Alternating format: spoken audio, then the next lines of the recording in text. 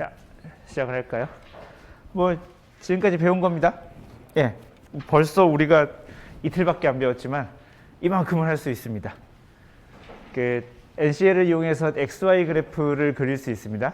예, XY 그래프를 그릴 수 있고 우리는 그 XY 그래프의 크기를 바꿀 수 있고 제목을 달 수 있고 축의 제목을 또 따로 달 수 있고 선 색깔 바꿀 수 있고 선 두께 바꿀 수 있고 선 패턴 바꿀 수 있고 축의 범위를 바꿀 수 있고 그 다음에 축의 눈금을 우리가 달 수 있었습니다. 오늘 우리가 축의 눈금 다는 법을 하나 또 다른 걸 배울 텐데요. 그러니까 기본적으로 달 수 있고 그 다음에 임의로 우리가 이렇게 임의까지는 아니지만 이렇게 시작, 끝, 간격을 주는 것까지 했었습니다. 그리고 XY 그래프에서 기본적으로 선 한 가닥이 아니라 여러 가닥의 선을 그릴 수도 있고 이 여러 가닥의 선의 색깔과 두께와 패턴을 각각 바꿀 수 있었습니다. 그죠? 뭐 숙제 낸 거 보니까 대부분의 학생들이 잘 했고요. 일부 조금 이상하게 낸 학생들이 있는데 지금 그 학생들에 대한 코멘트를 어떻게 해줘야 될지를 고민하고 있습니다. 뭐 따로 내 방으로 불러야 되나 어떻게 해야 되나 지금 고민을 어떻게 알려줘야 될지라고 지금 고민을 하고 있는 중입니다. 어떻게 해주지? 자, 그 다음에 NCL을 이용해서 기본적으로 얘가 프로그래밍 언어니까 우리 계산할 수 있습니다. 뭐 이렇게 이야기할 때 여러분들 머릿속에 저거 어떻게 하는 거지? 라고 머릿속에 휘리릭 떠오르면 좋겠습니다. NCL을 이용해서 산술, 비교, 논리 연산할 수 있었고 수학 함수, 뭐 사인, 코사인, 익스포넨셜, 로그, 기타 등등등 뭐 이런 거 할 수 있었습니다. 그 다음에 배열을 만들어낼 수 있었죠. 그죠? 뭐 I스팬, F스팬 할 수 있었고 그 다음에 그 배열의 일부를 잘라내서 뭐 원하는 범위 혹은 원하는 간격만큼 잘라내서 새로운 배열을 만들어낼 수 있었습니다. 그 다음에 NC를 이용해서 파일을 읽어드려서 그걸 가지고 우리가 뭐 그래프 요 위에 있는 작업을 할 수 있었습니다. 우리가 지금까지 배운 거는 일단 SDF 파일을 읽어드리는 것에 대해서 배웠습니다. add 파일 해가지고 파일을 오픈한 다음에 거기서 적절히 변수를 선택해서 가지고 와서 그럼 그게 다차원 배열이 된다는 것에 계속 강조를 할 건데 다차원 배열이 되니까 그 차원이 뭘 말하는 건지 그런 것들 우리가 이해하면 좋겠습니다. 자, 오늘은 이제 지금까지 이걸 배운 걸 바탕으로 이제 좀 더 많이 써먹는 계산들입니다. 이게 뭐냐면 배열을 가지고 통계 연산을 할 수 있는데요. 뭐 통계 연산, 뭐 이러면 되게 거창하게 붙었지만 뭐 이런 겁니다. 합계, 평균, 분산, 표준 편차, 최대값, 최소값, 누적 합계. 뭐 굉장히 많이 써먹을 것 같지 않나요? 그죠? 우리 이런 계산을 사실 굉장히 하고 싶을 겁니다. 뭐 예를 들면은 뭐 이렇게 우리 지금까지 다뤘던 뭐 공주지역 44년 온도를 가지고 오면 뭐 평균 계산하고 싶지 않겠어요? 우리는 지금까지 기간을 잘라서 그림을 그리고는 했었었는데 생각해 보면은 뭐 예를 들면은 뭐 8월달 평균 온도는 뭐 어떻게 뭐 8월달 평균은 이미 계산해서 온 거구나. 예를 들면은 연평균 온도는 어떻게 변하는가? 뭐 이런 거 계산하고 싶을 수 있죠. 굉장히 많이 계산하는 겁니다. 이렇게 배열 하나가 주어졌을 때 합계는 sum, 평균은 average의 약자 avg, 분산은 스펠링이 좀 깁니다. var만 치면 안 되고 variance 다 해야 됩니다. 표준 편차는 standard deviation의 약자 std, dev, 최대값 max, 최소값 min, 뭐 굉장히 많이 쓰는 거고요. 뭐 굳이 뭐 연습을 해봐야 되나 싶을 정도로 뭐 심플하고 그러니까 얘네들은 대신 생각해봐야 될 게 전부 다 배열에 대해서 하는 겁니다. 생각해보면 당연합니다. 원소 하나가 있는데 그거에 대한 합계를 내는 건 말이 안 되죠. 원소를 많이 가지고 있는 배열에 대해서 그 안에 있는 원소들의 합계와 평균과 분산과 표준 편차, 최대값, 최소값을 계산하는 거고요. 누적 합계라는 게 있습니다. 요거 가끔 이렇게 그 통계 계산할 때 많이 쓰이는 건데요. 혹시 그거 안에 누적 확률 분포라는 거 수업 시간에 배운 적 있나요? 그죠? 확률 분포가 이렇게 뭐 예를 들면 확률 분포가 이렇게 있으면은 얘를 이렇게 여기서부터 쭉쭉쭉 더해 나가는 거죠. 예를 들면은 뭐 1번의 확률 얼마, 2번의 확률 얼마, 3번의 확률 얼마, 점점점 뭐 10번의 확률 얼마라고 칩시다. 얘를 누적 합계를 낸다는 게 무슨 뜻이냐면 예를 들면 3번 값에다가 뭘 넣으면 1번, 2번, 3번의 값을 더한 거. 7번에다가 뭘 넣냐면 1번부터 7번까지 합한 거. 10번에다 뭘 넣냐면 1번부터 10번까지 확률을 전부 다 합한 거. 그러니까 얘는 어쨌든 이 누적 합계는 생각해보면 0에서 시작해서 1로 끝나겠죠. 누적 합계는 그렇게 될 겁니다. 그런 누적 확률 분포를 우리가 확률 분포 비교할 때 종종 쓰는 분석 방법 중에 하나거든요. 그래서 누적 확률 분포, 누적 합계를 내는 거를 cumulative sum입니다. cumulative sum에서 놓고 얘는 옵션이 하나 붙어 있어요. 그냥 cumulative cum, sum 하고 x 괄호 열고 괄호 닫으면 에러 메시지가 나올 겁니다. 뭐 이런 에러 메시지를 이제 읽는 법도 사실 좀 친숙해지면 좋겠는데 시간 관계상 우리가 많이 못 하고 있는데요. cum, sum하고 괄호 열고 x 넣으면은 뭐 두 개의 아규먼트가 필요한데 너는 지금 하나만 넣었구나 라는 식으로 에러 메시지가 나올 겁니다. 그래서 옵션을 해야 되는데 이런 옵션들 생각해 보면 저를 포함해서 못 외워요. cum, sum을 했을 때 이게 옵션을 넣었더라 안 넣었더라 헷갈립니다. 그래서 이런 것들은 외우는 게 아니라 지난번에도 이야기했지만 홈페이지 들어가서 그때그때 찾아서 보는 게 좋습니다. 뭐 홈페이지의 유일한 단점은 영어라는 거죠. 너무 부담 갖지 마시고 펑션에 모든 펑션 요게 지금 이 펑션 카테고리에 들어보면 요게 하나 둘 세 개 있는데요. 이게 첫 번째는 알파베티컬 리스팅 해가지고 모든 함수를 알파벳 순으로 쭉 나온 거 얘기하는 거고요. 얘는 카테고리 리스팅이라고 그래가지고 이렇게 함수의 기능별로 위에 카테고리 리스팅과 펑션 타입 리스팅 요 두 개는 이렇게 함수를 이렇게 기능별로 묶어가지고 보여주는 뭐 그런 겁니다. C로 시작하는 cum, sum 어디 갔냐?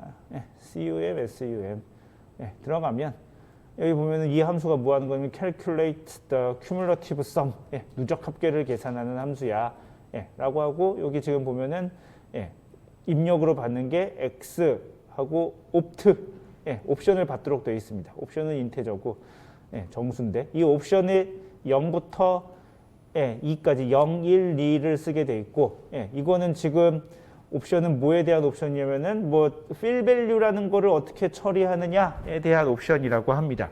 fill value가 사실은 굉장히 중요합니다. 다음 시간에 하려고 지금 아껴놓은 아이템 중에 하나인데요. 그냥 심플하게 이야기하면 missing value입니다. 데이터가 없는 경우 예를 들면 뭐 우리가 공주지역 44년 동안에 무슨 온도를 관측했다고 칩시다. 매시간 관측했다고 칩시다. 근데 이게 중간에 없을 수도 있잖아.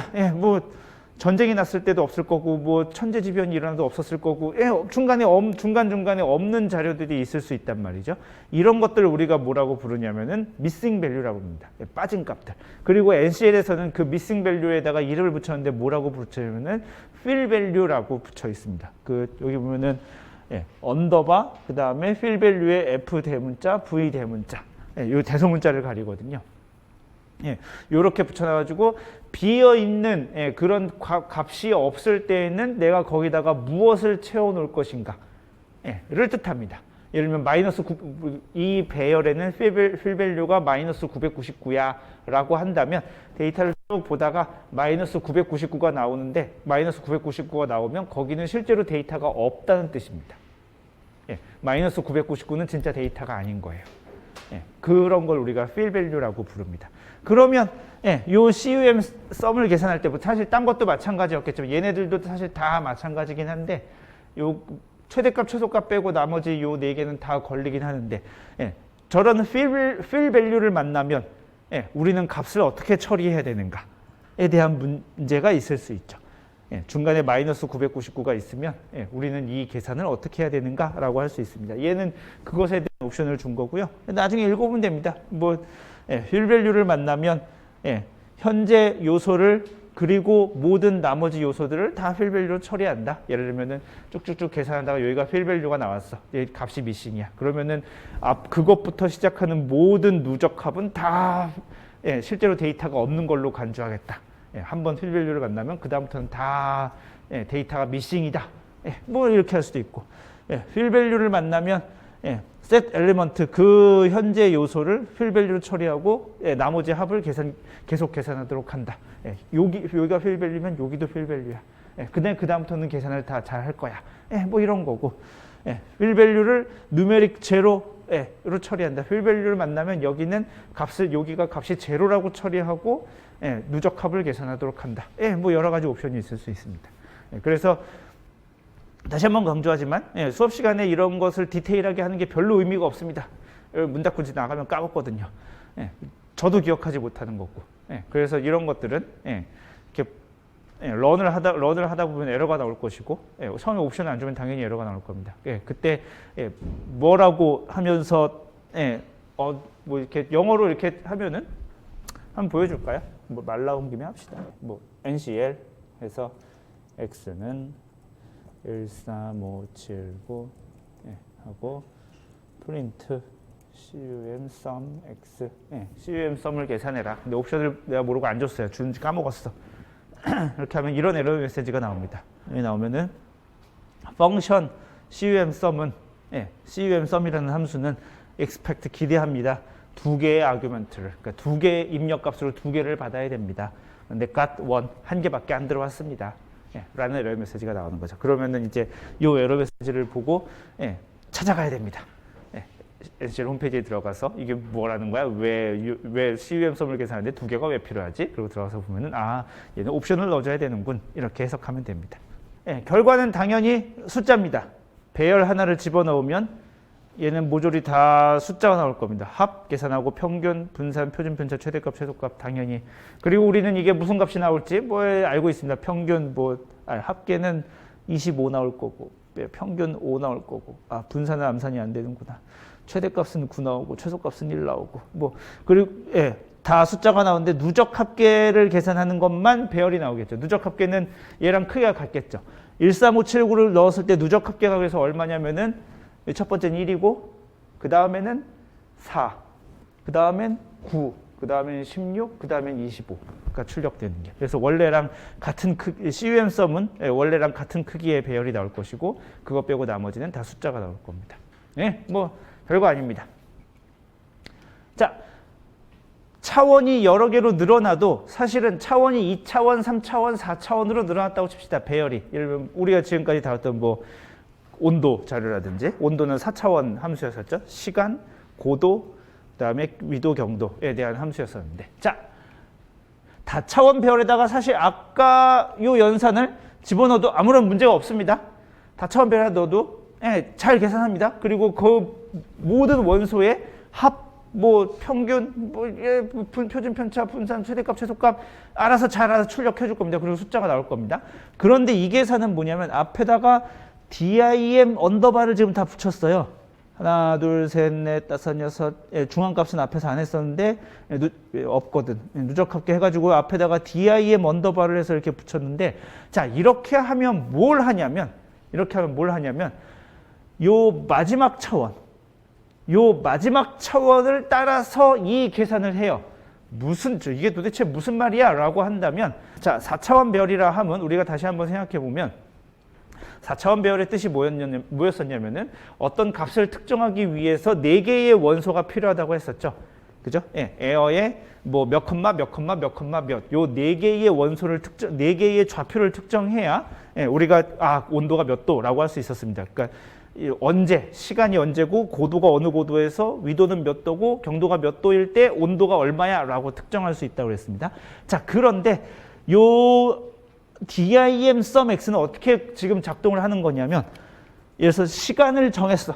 예, 2022년 뭐 1월 며칠. 고도도 정했어. 예, 1000헥토파스칼. 레티튜드도 정했어. 36.74도. 뭐 북위 36.74도라고 정했어요. 그 세 가지 요소를 정했어. 그러면 롱기튜드, 경도는 바뀔 수 있죠. 그죠? 마이너스 180도부터 플러스 180도까지 바뀔 수 있죠. 걔네들만 줄을 끌어모아. 그리고 걔네들의 합을 내요.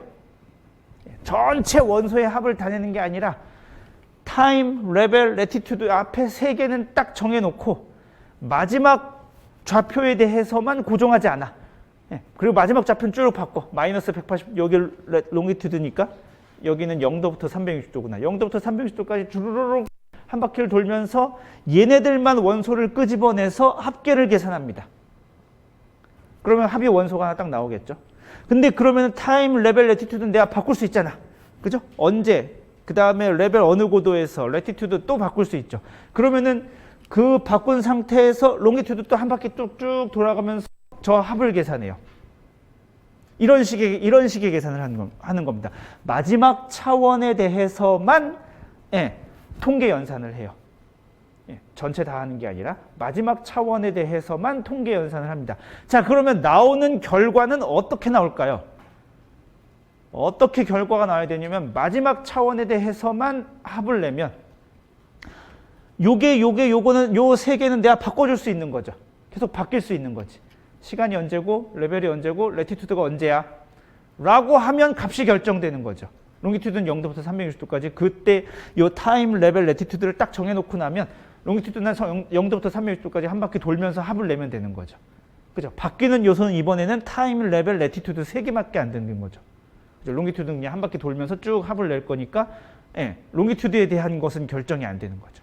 그래서 나오는 결과는 마지막 차원이 없어진 3차원 배열로 결과가 나오게 됩니다. 2차원 배열에 대해서는 사실 그림을 그려서 이해할 수 있어요. 이게 그림이 지난 수업 때 얘기했지만 이게 양날의 검인데 그림으로 이해하면 깔끔한데 3차원 이상이 되면 이게 그림이 안 그려져서 나쁜데 하나 둘 셋 넷 다섯 여섯 하나 둘 셋 넷 다섯 여섯 하나 둘 셋 넷 다섯 여섯 하나 둘 셋 넷 다섯 여섯 해가지고 얘가 배열이 크기가 4,6이라고 해봅시다. 얘는 배열이 4,6짜리 크기예요. 요 축을 따라서 계산할 거야. 라는 게 무슨 말이냐면 얘는 내가 0부터 3까지 임의로 바꿔줄 거예요. 얘가 0일 때 얘가 0일 때 여기를 0부터 6까지 바꿔가면서 합을 계산하는 겁니다. 요 축을 따라서 계산한다는 게 그런 뜻이에요. 이 축을 따라서 계산하는 게 뭐냐면은 여기 값은 내가 고정시켜 놓고 여기 값을 고정시켜 놓고 여기를 그 범위 처음부터 끝 범위까지 쭉 바꿔가면서 합을 내는 겁니다. 그러니까 그림으로 그리자면 이렇게 더해서 여기다 값을 내는 거예요. 그리고 요 다음 요 값을 이제 하나 증가시켜요. 1로 증가시킨 다음에 그 다음에 여기를 처음부터 끝까지 바꿔서 합을 내는 겁니다. 그러니까 그림으로 보자면 여기 다음 줄로 내려가서 쭈르륵 다 여기부터 여기까지 합을 내는 거예요. 그러면 이렇게 숫자가 또 나오겠죠. 여기 그 다음에 여기를 따라가면서 합을 내고 여기를 따라가면서 합을 내고 그럼 나오는 결과가 어떻게 되냐면은 숫자 4개짜리 배열이 나오겠죠. 왜 4개가 나왔냐면은 여기는 쭈르륵 따라가면서 합을 냈으니까 그 6개를 다 더해서 하나가 된 거죠. 원소를 내가 바꾼 건 여기를 바꾼 거죠. 여기가 1, 2, 3, 4 혹은 뭐 NCL식으로 쓴다면 0, 1, 2, 3으로 바꿔가면서 그때마다 합 하나씩이 튀어나온 거죠. 무슨 말인지 이해가 되시나요? 이게 배열 연산에서 이 단계를 넘어가는 게 제일 중요합니다. 결론적으로 잘 이해하면 이런 말이 성립하는데 마지막 차원을 따라가면서 우리가 이런 배열 통계 연산을 하면은 마지막 차원을 따라가면서 통계 연산을 하면 마지막 차원에 대한 정보는 없어집니다. 이 말이 무슨 말인지 이해가 돼야 돼요. 마지막 차원을 따라가면서 통계 연산을 하면 마지막 차원에 대한 정보는 없어집니다. 그죠? 당연히 그러겠죠. 롱기튜드를 따라가면서 합을 냈으니까 더 이상 롱기튜드는 함수가 롱기튜드에 대한 정보는 없어지는 거죠. 그 축을 따라 다 합쳐버렸으니까. 잘 이해하고 있는지 모르겠는데 표정들이 잘 이해하고 있는 건가요? 그래서 마지막 축을 따라서 아까도 했지만 그냥 썸 해버리면 이 배열에 썸 해버리면 그냥 24개를 다 더한 거예요. 근데 DIM 썸 해버리면은 요 마지막 축을 따라서 요렇게 합계를 내서 요렇게 계산을 합니다. 그게 DIM 썸입니다. 그래서 쭈루룩 계산할 수 있고요. 요 DIM으로 가면은 요 함수가 하나 더 생깁니다. 미디언이라는 기능을 또 계산할 수 있어요. 중앙값, 그 50%에 해당하는 값, 가운데 해당하는 값이고 요 6개를 가지고 만약에 중앙값을 계산한다면은 이게 짝수개면 좀 귀찮겠죠? 세 번째와 네 번째 원소의 평균값으로 계산합니다.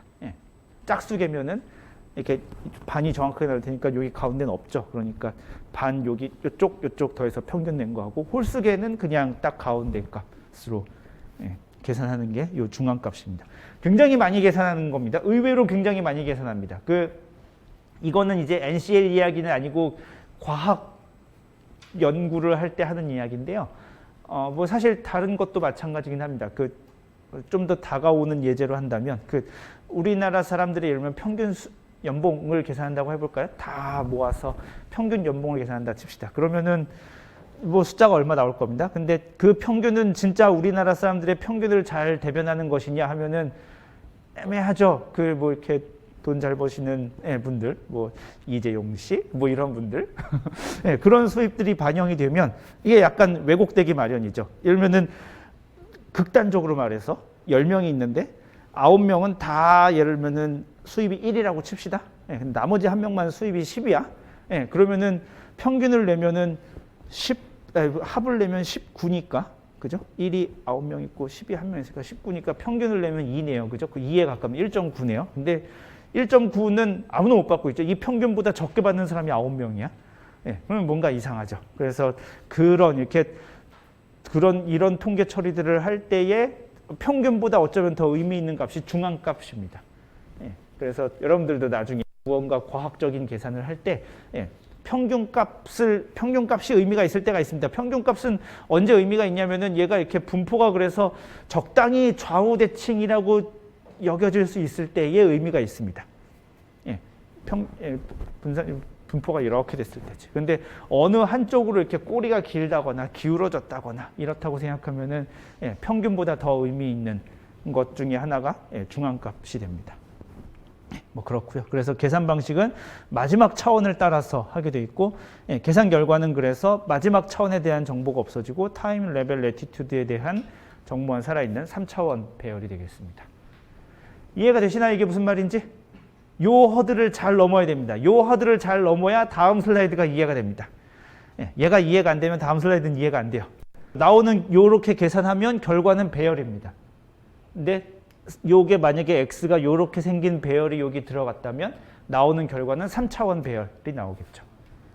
만약에 여기 x가 여기 써있던 것처럼 4,6짜리 배열이었다면 나오는 결과는 크기가 4인 배열. 마지막에 대한 정보가 없어진. 그렇죠. 그게 바로 여기 있습니다. 그래서 여기다가 시간을 들이고 있습니다. 마지막 차원 말고도 할 수 있습니다. 왜 그럼 마지막 차원만 따로 이렇게 하느냐는 약간 그 컴퓨터적인 이유가 있습니다. 그래서 그거는 뭐 그냥 알아도 그만 몰라도 그만이고요. 왜 하필이면 마지막 차원만 이렇게 따로 하느냐는 약간의 좀 이렇게 다른 사유가 있습니다. 방금 나왔던 질문입니다. 마지막 차원만 굳이 할 필요가 없죠. 그죠? 마지막 차원이 아닌 다른 차원에다가도 이 계산을 똑같이 하고 싶을 수 있습니다. 그러면은 그렇게 하기 위해서는 언더바 n을 붙여주면 됩니다. 그래서 dim 언더바 sum 언더바 n을 붙여주고 어떤 차원을 따라가면서 계산할 건지를 숫자를 써주면 됩니다. 여기가 0번, 1번, 2번, 3번입니다. 그러니까 이렇게 쓰면 dim sum 언더바 n x, 3 하면 sum을 내는데 어떤 차원을 따라서 하면은 여기 3번 차원을 따라서 0번, 1번, 2번, 3번 요 차원을 따라서 합을 계산하시오입니다. 그러니까 이거는 사실 생각해보면 앞에 있는 dim sum이랑 똑같은 작동을 하겠네요. dim average n인데 이거는 어떤 차원을 따라서 그 배열의 평균을 내거라 했는데 여기다 1번이라고 적어줬습니다. 그러니까 얘는 여기가 0번이니까 여기 레벨 차원을 따라서 평균을 낼 겁니다. 그게 무슨 말이냐면 다시 한번 내가 어떤 요 레벨에 적혀져 있자 여기가 아닌 다른 차원 하나 둘 셋을 정해요. 타임 얼마 정해, 레티튜드 얼마 정해, 롱기튜드 얼마 정해. 그러면 레벨은 쭈르륵 바뀔 수 있는데 그 레벨에 해당하는 모든 값을 다 가지고 와. 그 다음에 평균을 내요. 이렇게 계산한다는 뜻입니다. 시간 뭐 어느 위경도 지정하면은 요 연적 방향으로 쭉 그러면은 프로파일이 있을 텐데 거기에 대한 온도를 다 가지고 와서 평균을 내서 그 값을 계산한다는 소리입니다. 그러면 그 값을 다른 타임 레티튜드 롱기튜드에 대해서도 할 수 있겠죠. 다른 타임 레티튜드 롱기튜드를 정해놓고 레벨을 다 가져와서 평균을 낼 수 있겠죠. 그죠? 그거를 모든 타임, 모든 레티튜드, 모든 롱기튜드에 대해서 다 계산을 합니다. 그러면 나오는 결과는 어떻게 되냐면은 타임, 레티튜드, 롱기튜드에 대한 어떤 배열이 나오겠죠.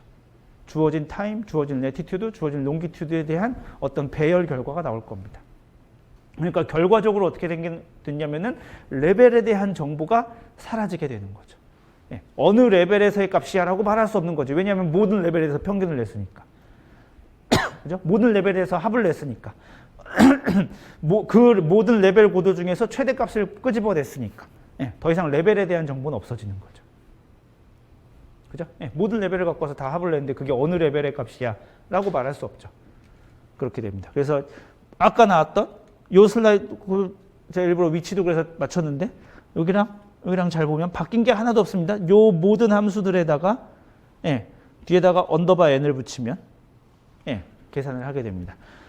뭐 분산, 뭐 0번째, 뭐 타임에 대해서 예, 분산 계산할 수 있습니다. 그러니까 어떤 특정한 고도, 특정한 위치에 대해서 모든 시간대의 값들을 다 가지고 와가지고 그것에 대한 분산을 계산할 수 있습니다.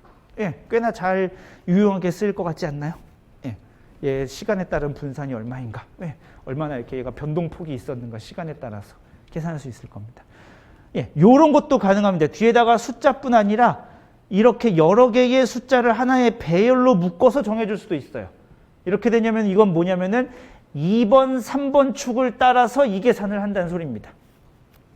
2번과 3번 축을 동시에.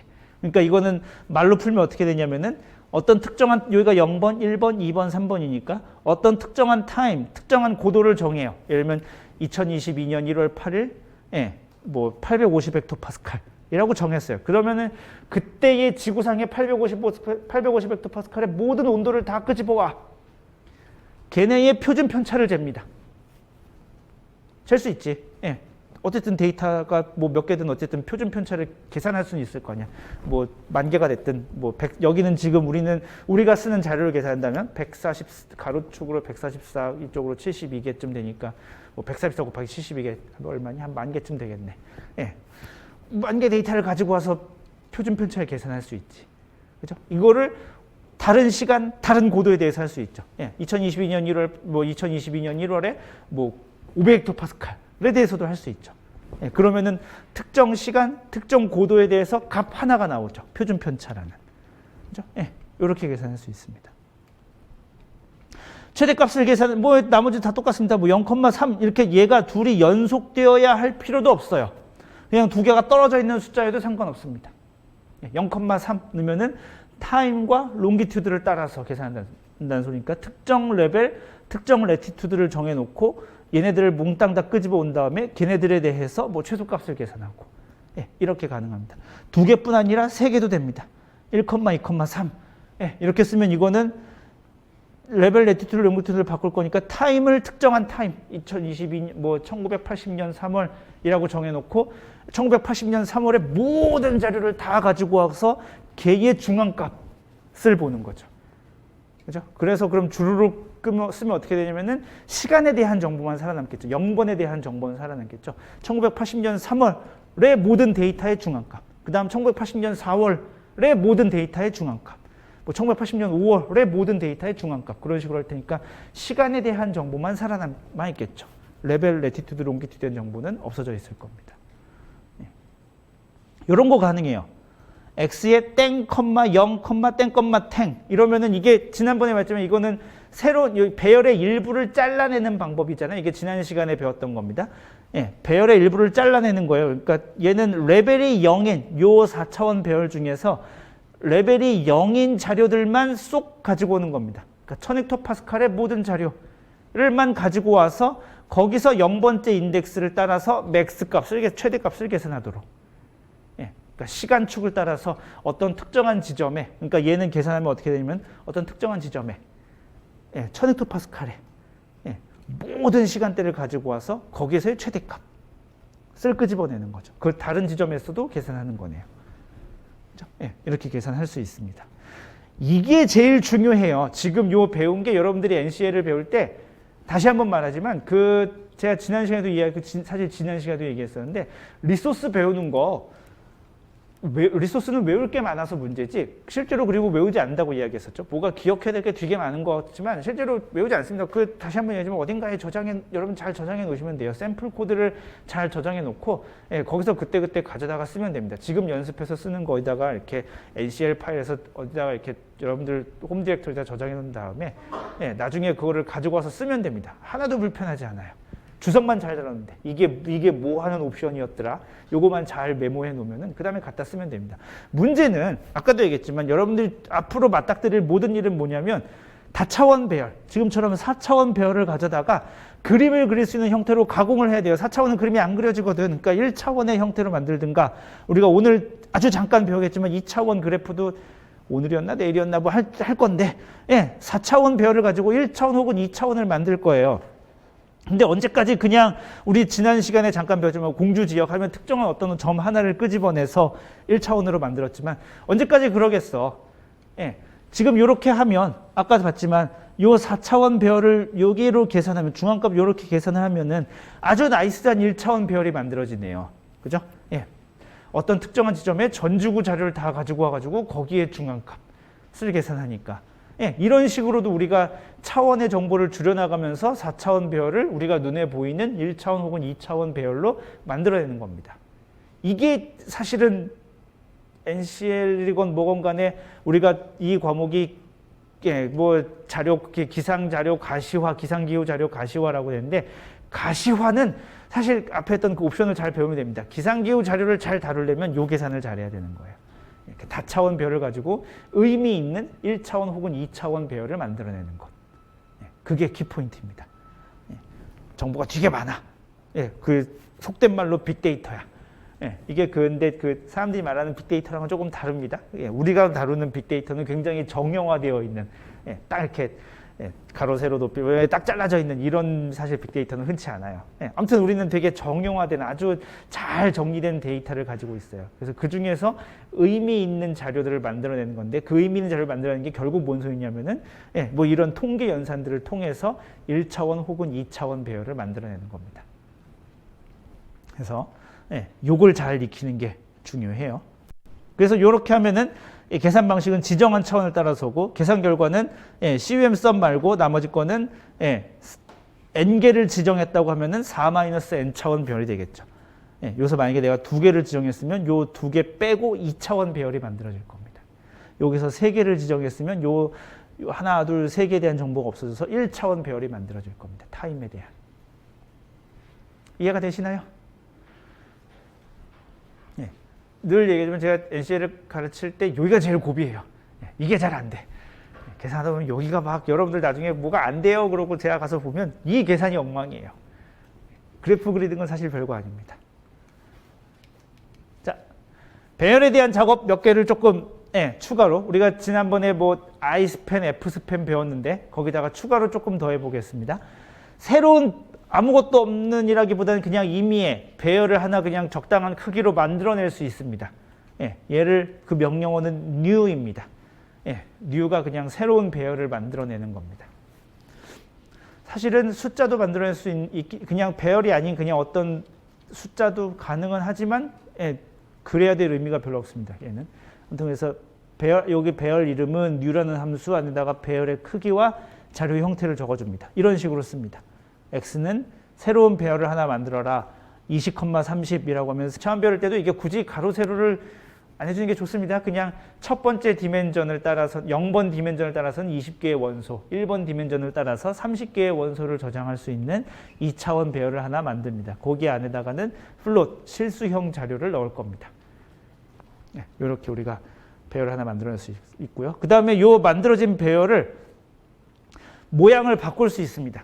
원소의 크기는 그대로 두고 모양을 바꿀 수, 얘는 원소의 크기는 대신 그대로 둬야 됩니다. 안 바뀌어야 돼요. 원소의 크기는 안 바꾸고 얘를 이렇게 마치 말하자면 그런 거랑 비슷합니다. 찰흙을 이렇게 뭐 누르고 뭐 이렇게 늘리고 뭐 이런 거랑 느낌이 비슷합니다. 배열의 형상을 바꿀 수 있는데요. 얘는 배열 이름, 새로운 배열을 함수 이름은 reshape입니다. reshape, 뭐 여기 쉽지 않네. shape 모양을 다시 만들다라는 뜻입니다. 어떤 원래 배열을 새로운 배열로 만들어낸다. 어떤 크기로, 이런 크기로. 요렇게 만들어졌으면 우리가 요렇게 쓸 수 있습니다. y는 reshape x에 20,10,3 하면 얘는 600개고 얘도 600개니까 가능하죠. 원소가 들어가는 순서는, 요게 순서가 조금 헷갈릴 수 있는데, 순서가 어떻게 되냐면 NCL은 그 마지막 차원부터 바꿉니다. 그게 무슨 말이냐면 20,30이 있으면 첫 번째 들어가는 원소는 0,0, 그 다음에 0,1, 0,2, 0,3. 그러니까 맨 마지막 축부터 쭈르륵 바꿔서 0,29. 그 다음에 1,0, 1,1, 1,2, 1,3, 1,29. 그 다음 2,0, 2,1, 2,2, 점점점점 2,29. 이렇게 만약에 3차원별이 되면 20, 10,3이 어떻게 되냐면 처음엔 0, 0,0. 그 다음에 001. 그 다음에 002.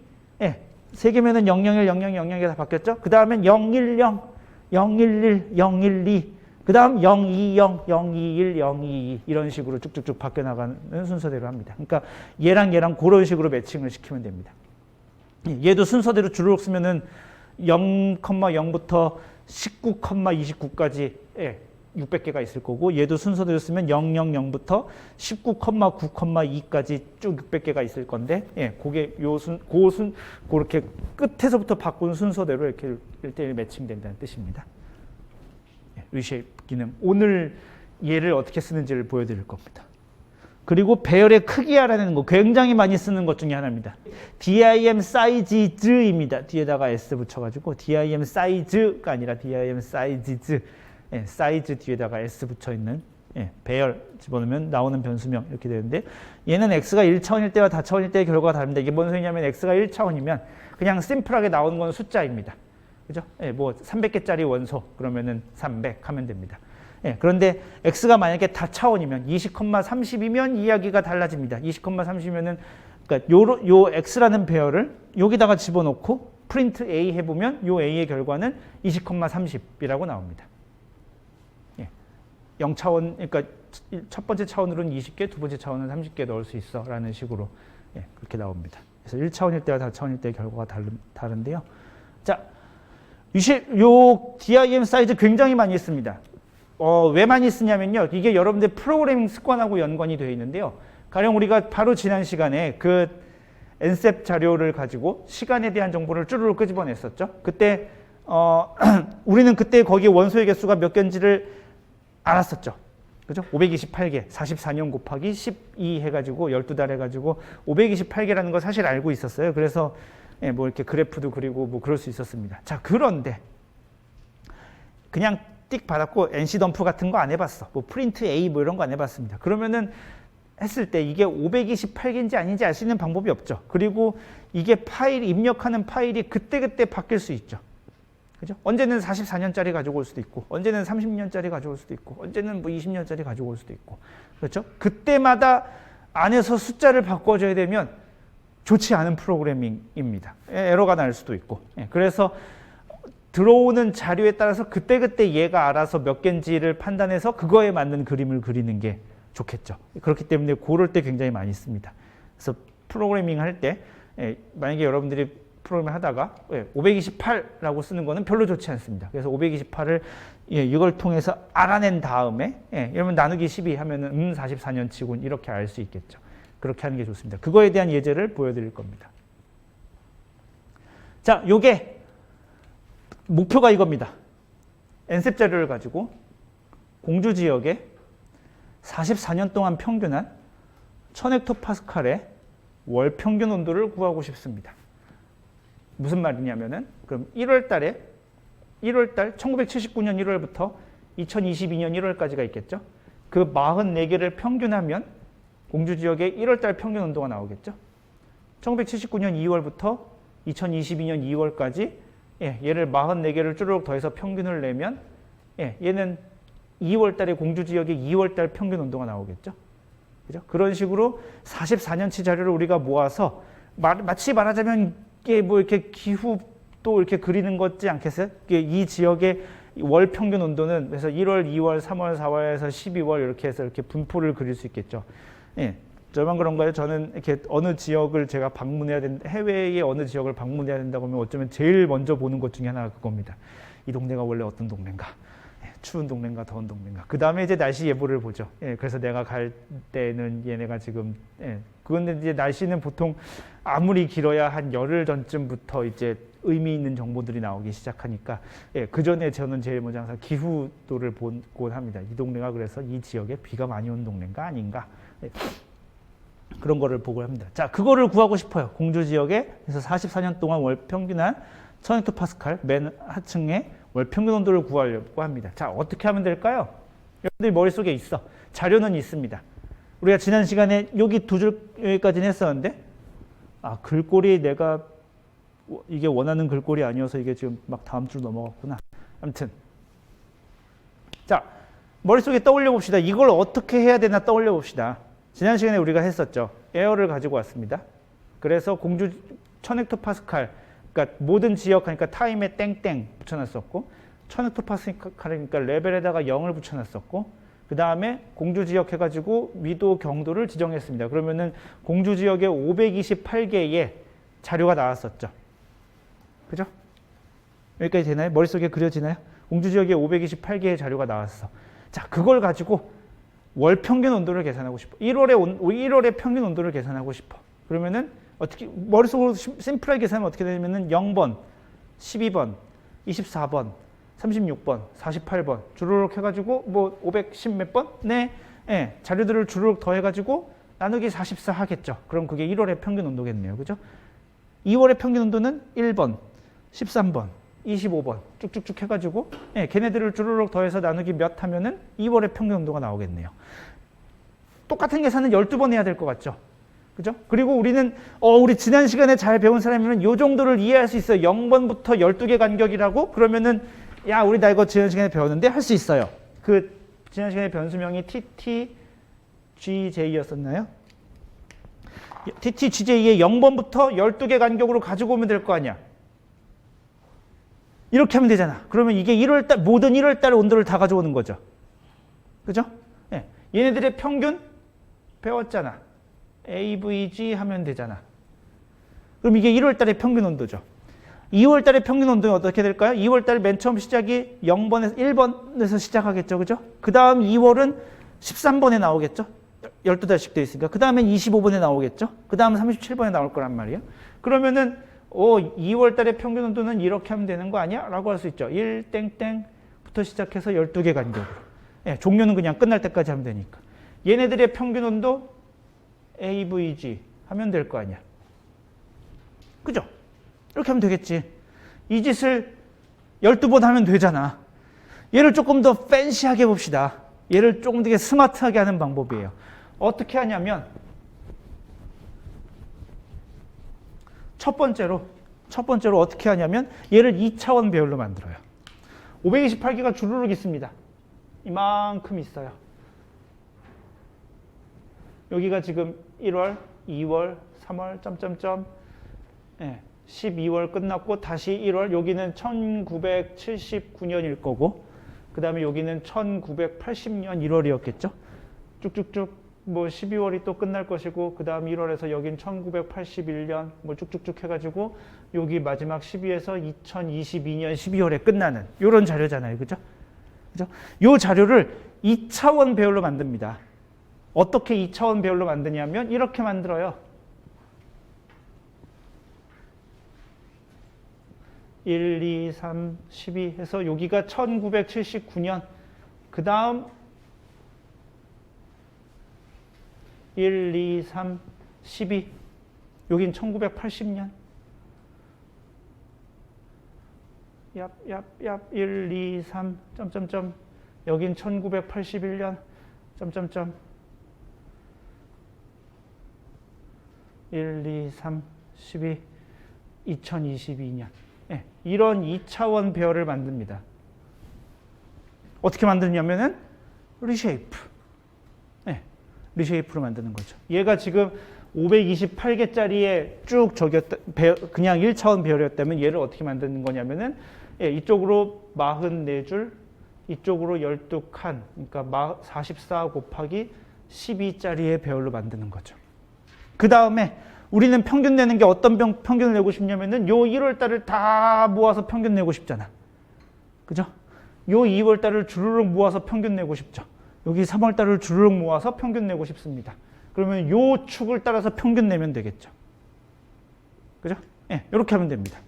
그 계산을 한 게 요겁니다. 첫 번째, 여기는 빨간색으로 써놓은 거는 우리가 지난 시간에는 그냥 TT는 A의 에어 해서 그 다음에 우리가 어떤 한 점을 끄집어내서 그걸 TT 언더바 GJ로 했었는데 애초부터 파일에서 가져올 때부터 이렇게 가져오는 것도 가능합니다. 예, 그냥 TT 에어 변수명만 쓰지 않아도 애초부터 파일에서 가져올 때도 요만큼만 잘라서 가지고 오는 것도 가능합니다. 그리고 이게 일반적으로는 속도가 훨씬 더 빠르죠. 왜냐하면 모든 걸 다 읽을 필요가 없고 딱 그 점에 해당하는 자료만 읽어오면 되니까 훨씬 더 속도가 빠르게 됩니다. 속도라기보다는 그 메모리를 훨씬 적게 차지합니다. 그래서 여러분들이 이런 습관도 좀 들여야 되는데 이따가 사실 지난번 금요일날도 그랬어요. 여러분들이 다 같이 한꺼번에 우르르 엔터를 치면 갑자기 그 윈드 서버의 메모리 사용이 막 팍팍팍팍 뛰어요. 다들 너나 할 것 없이 막 파일 오픈하고 막 덩치 큰 걸 읽어서 그렇고 그렇죠. 그래서 사실 제일 좋은 습관 중에 하나는 내가 딱 필요한 만큼만 읽어내는 게 제일 좋습니다. 요거밖에 안 쓸 거야 라고 하면 요만큼만 읽어내는 게 좋습니다. 그 다음에 무슨 작업했냐면 요 TT를 가져다가 얘를 리쉐이프 모양을 바꿉니다. 44,12짜리의 2차원 배열로 모양을 바꿉니다. TT2D라고 이름을 붙여놨네요. 그 다음에 그 TT2D를 가지고 DIM AVG N에서 어떤 차원을 따라서 평균을 낼 건데 0번 차원, 그러니까 이쪽 차원을 따라서 평균을 낼 겁니다. 그러니까 연도를 따라서 평균을 낼 거죠. 그러면 나오는 정보는 월에 대한 정보가 나오게 됐네요. 1월 달에 그러니까 44년 동안 평균한 1월 온도, 44년 평균한 2월 온도, 44년 평균한 12월 온도가 나오는 게 여기 TT몬이 있겠네요. 그래서 걔를 TT몬을 프린트바 서머리 해보면은 12칸짜리 배열이 나와야 정상이겠죠. 내가 이 계산을 맞게 했다면, 입력했다면 12칸짜리 배열이 나와야 될 겁니다. 자, 진짜로 이렇게 나오는지 해볼까요? 요 밑에 파란색은 지금 단 계산하지 않아도 됩니다. 여기까지만 해보면 됩니다. 12개짜리 원소가 들어가 있는 배열 하나가 나올 겁니다. 예상대로입니다.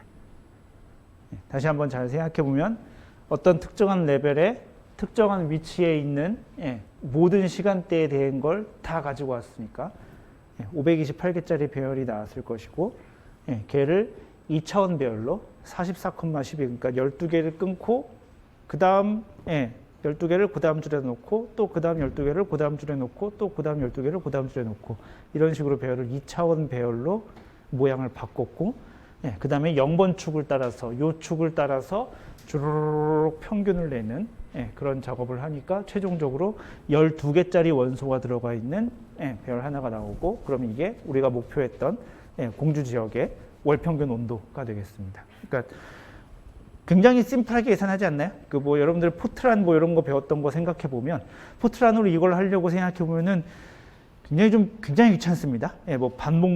일단 두 루프가 반드시 들어가야 될 거고 그렇게 되는데 참고로 NCL도 두 루프가 있어요. NCL도 포트란이랑 거의 문법이 같습니다. 두 i는 1부터 해가지고 있습니다. 있는데 가급적이면 쓰지 마세요.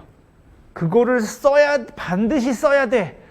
그걸 안 쓰면 문제 해결이 안 돼. 라는 상황이 아니면 안 쓰는 게 좋습니다. 그게 약간의 문법 차이 때문에 그런 건데요.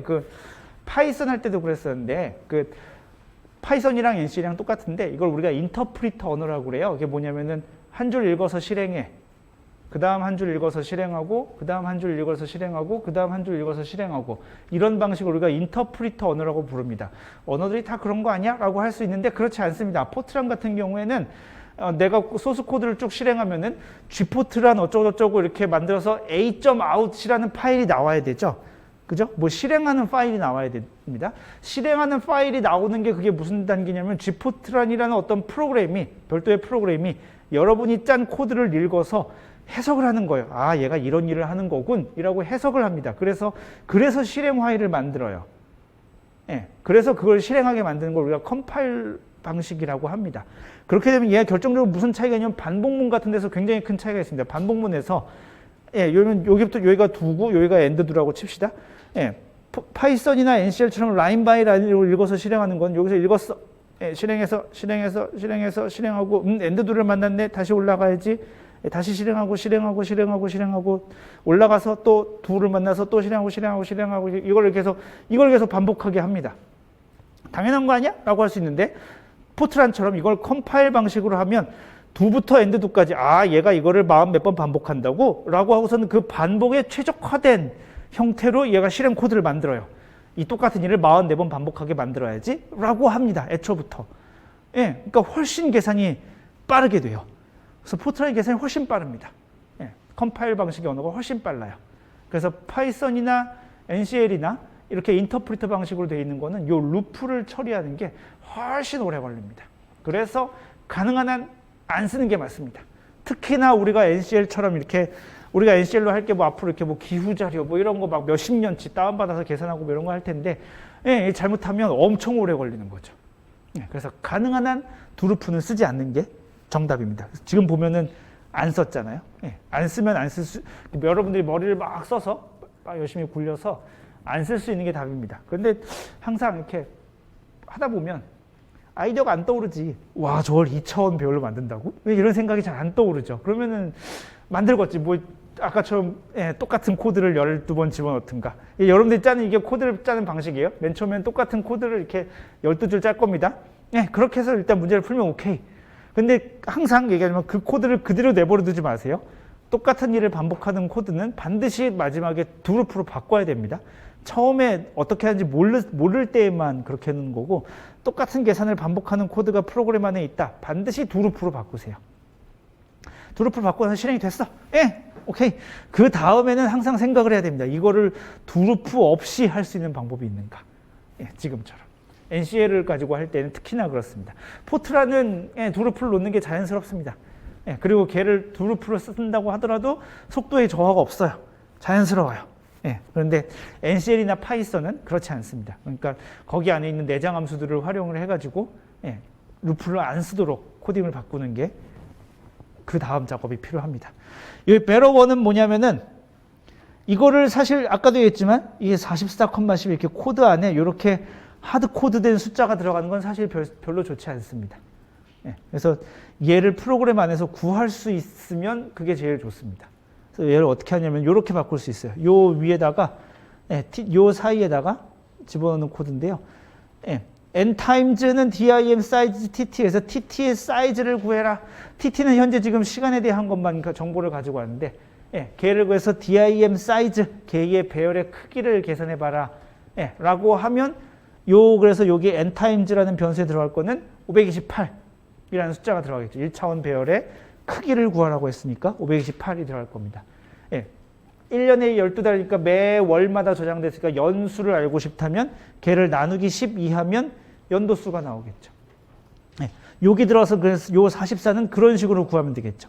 n years를 이렇게 쓰면, 그래서 요 세 줄을 요 한 줄이랑 바꾸면 예.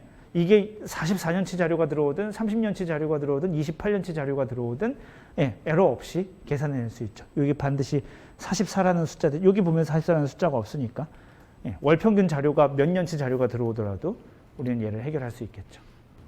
자, 그래서 얘를 그래프로 그리는 겁니다. 예, 그래프로 그리면 이렇게 그릴 수 있습니다.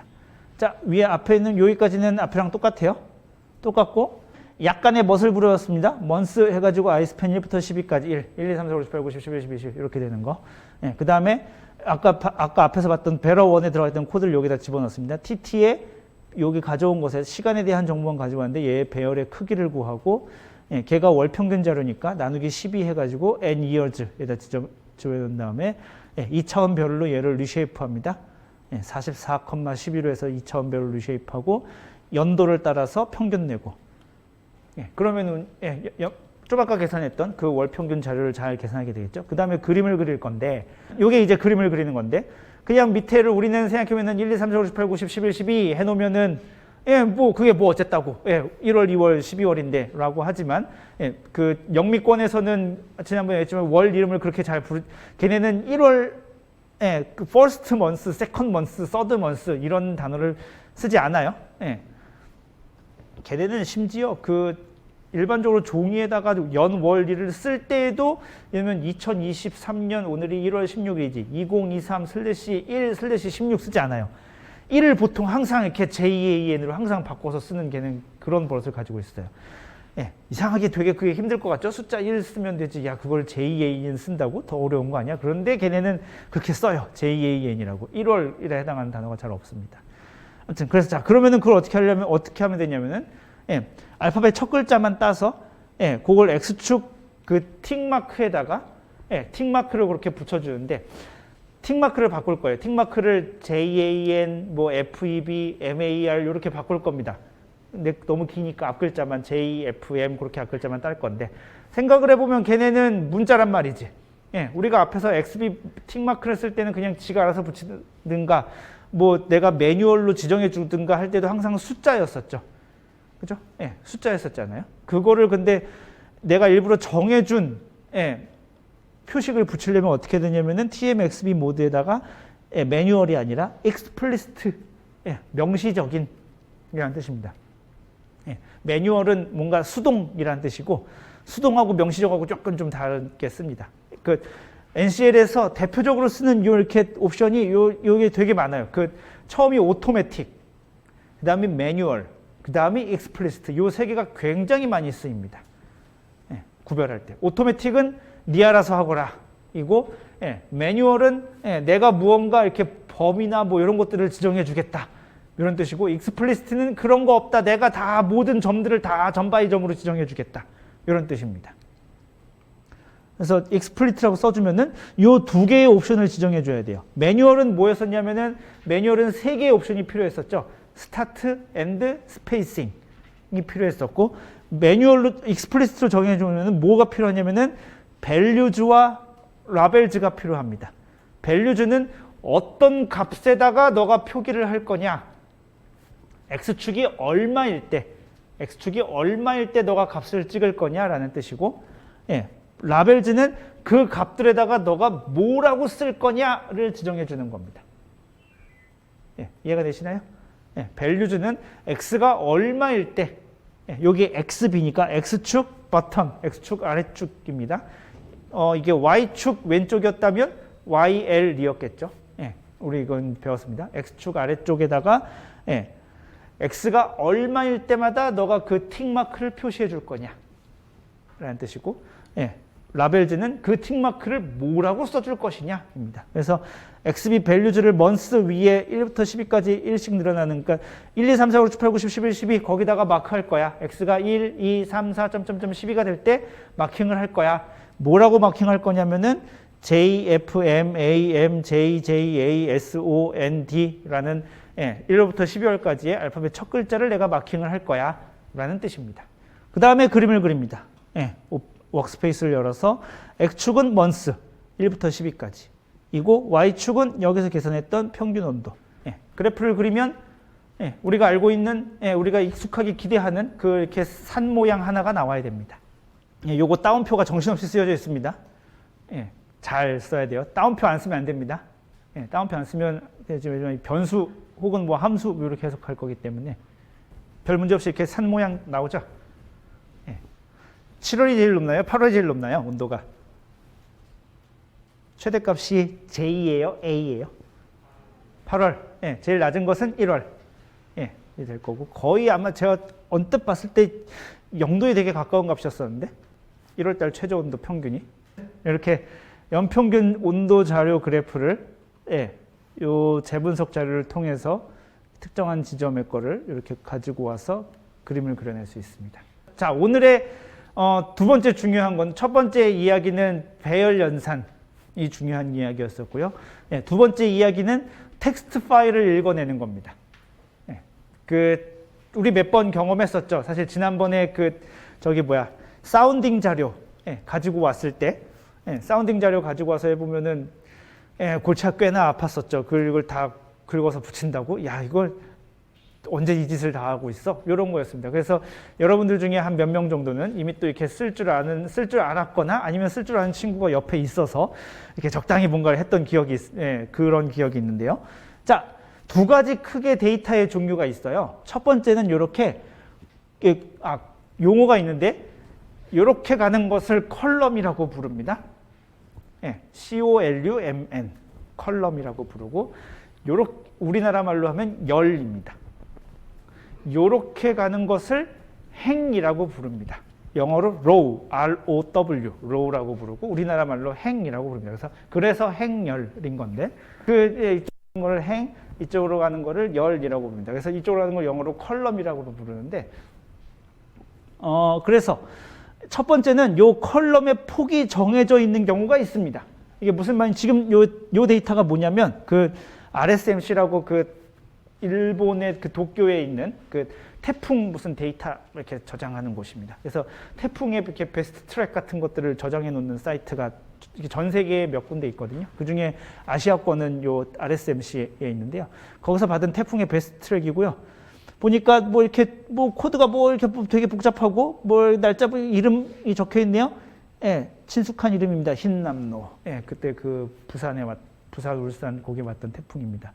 뭐 2022, 1124 보니까 뭐 2022년 뭐 11월 24일 뭐 대충 뭐 11월 24일인가? 그러긴 너무 늦은데 1124는 무슨 뜻인지 예, 뭐 설명이 어디 붙어 있겠지. 일정하게 지금 여기 지금 8칸, 여기 3칸, 뭐 여기 1칸, 여기 3칸, 여기 4칸, 4칸, 3칸, 뭐 5, 4, 5, 해가지고 컬럼 폭이 정해져 있고 예, 그것에 따라서 이렇게 줄들마다 이렇게 데이터를 기록해 놨습니다. 여기 뭐 2022년 8월 27일 18시겠지, 이건 뭐. 2022년 8월 29일 00시겠지. 이런 식으로 이렇게 처음엔 뭐 6시간 간격, 그 다음에 뭐 이렇게 3시간 간격으로 줄어들면서 예, 뭔가 이렇게 기록을 저장해 놓았습니다. 이 텍스트 파일 저장해 놓는 가장 기초, 우리가 굉장히 오래 쓰던 방법이었어요. 이 방법이 전통적으로 이렇게 좀 클래시컬한 자료 사이트 들어가 보면 다 이렇게 돼 있습니다. 컬럼 폭이 정해지는 경우가 있고요. 두 번째, 이건 이제 약간 요즘 추세인데, 예, 구분자, 영어로 델리미터라고 부르는데 그걸로 구분된 경우입니다. 예, 그러니까 이 데이터와 이거는 결정적으로 뭐냐면 요 사이에 이렇게 공백이 필요하잖아요. 예, 그리고 공백이 되게 많이 필요하잖아. 그리고 보면은 그러면은 생각해보면 장점은 딱 한눈에 보입니다. 단점은 이게 예를 들면은 어떤 자료를 딱 지정하는데 예를 들면 내가 숫자를 4개 써야지 라고 했어. 근데 얘가 만약에 5개로 늘어날 일이 생겼어. 그럼 골치 아파지죠. 예, 그럼 실제로 출력하면 다 뭐 별표 이런 식으로 나옵니다. 예, 별로 이렇게 그러니까 너무 딱딱하죠, 자료 형태가. 그래서 얘는 뭐냐면은 자료와 자료 사이를 컴마로 구분해 놓는 겁니다.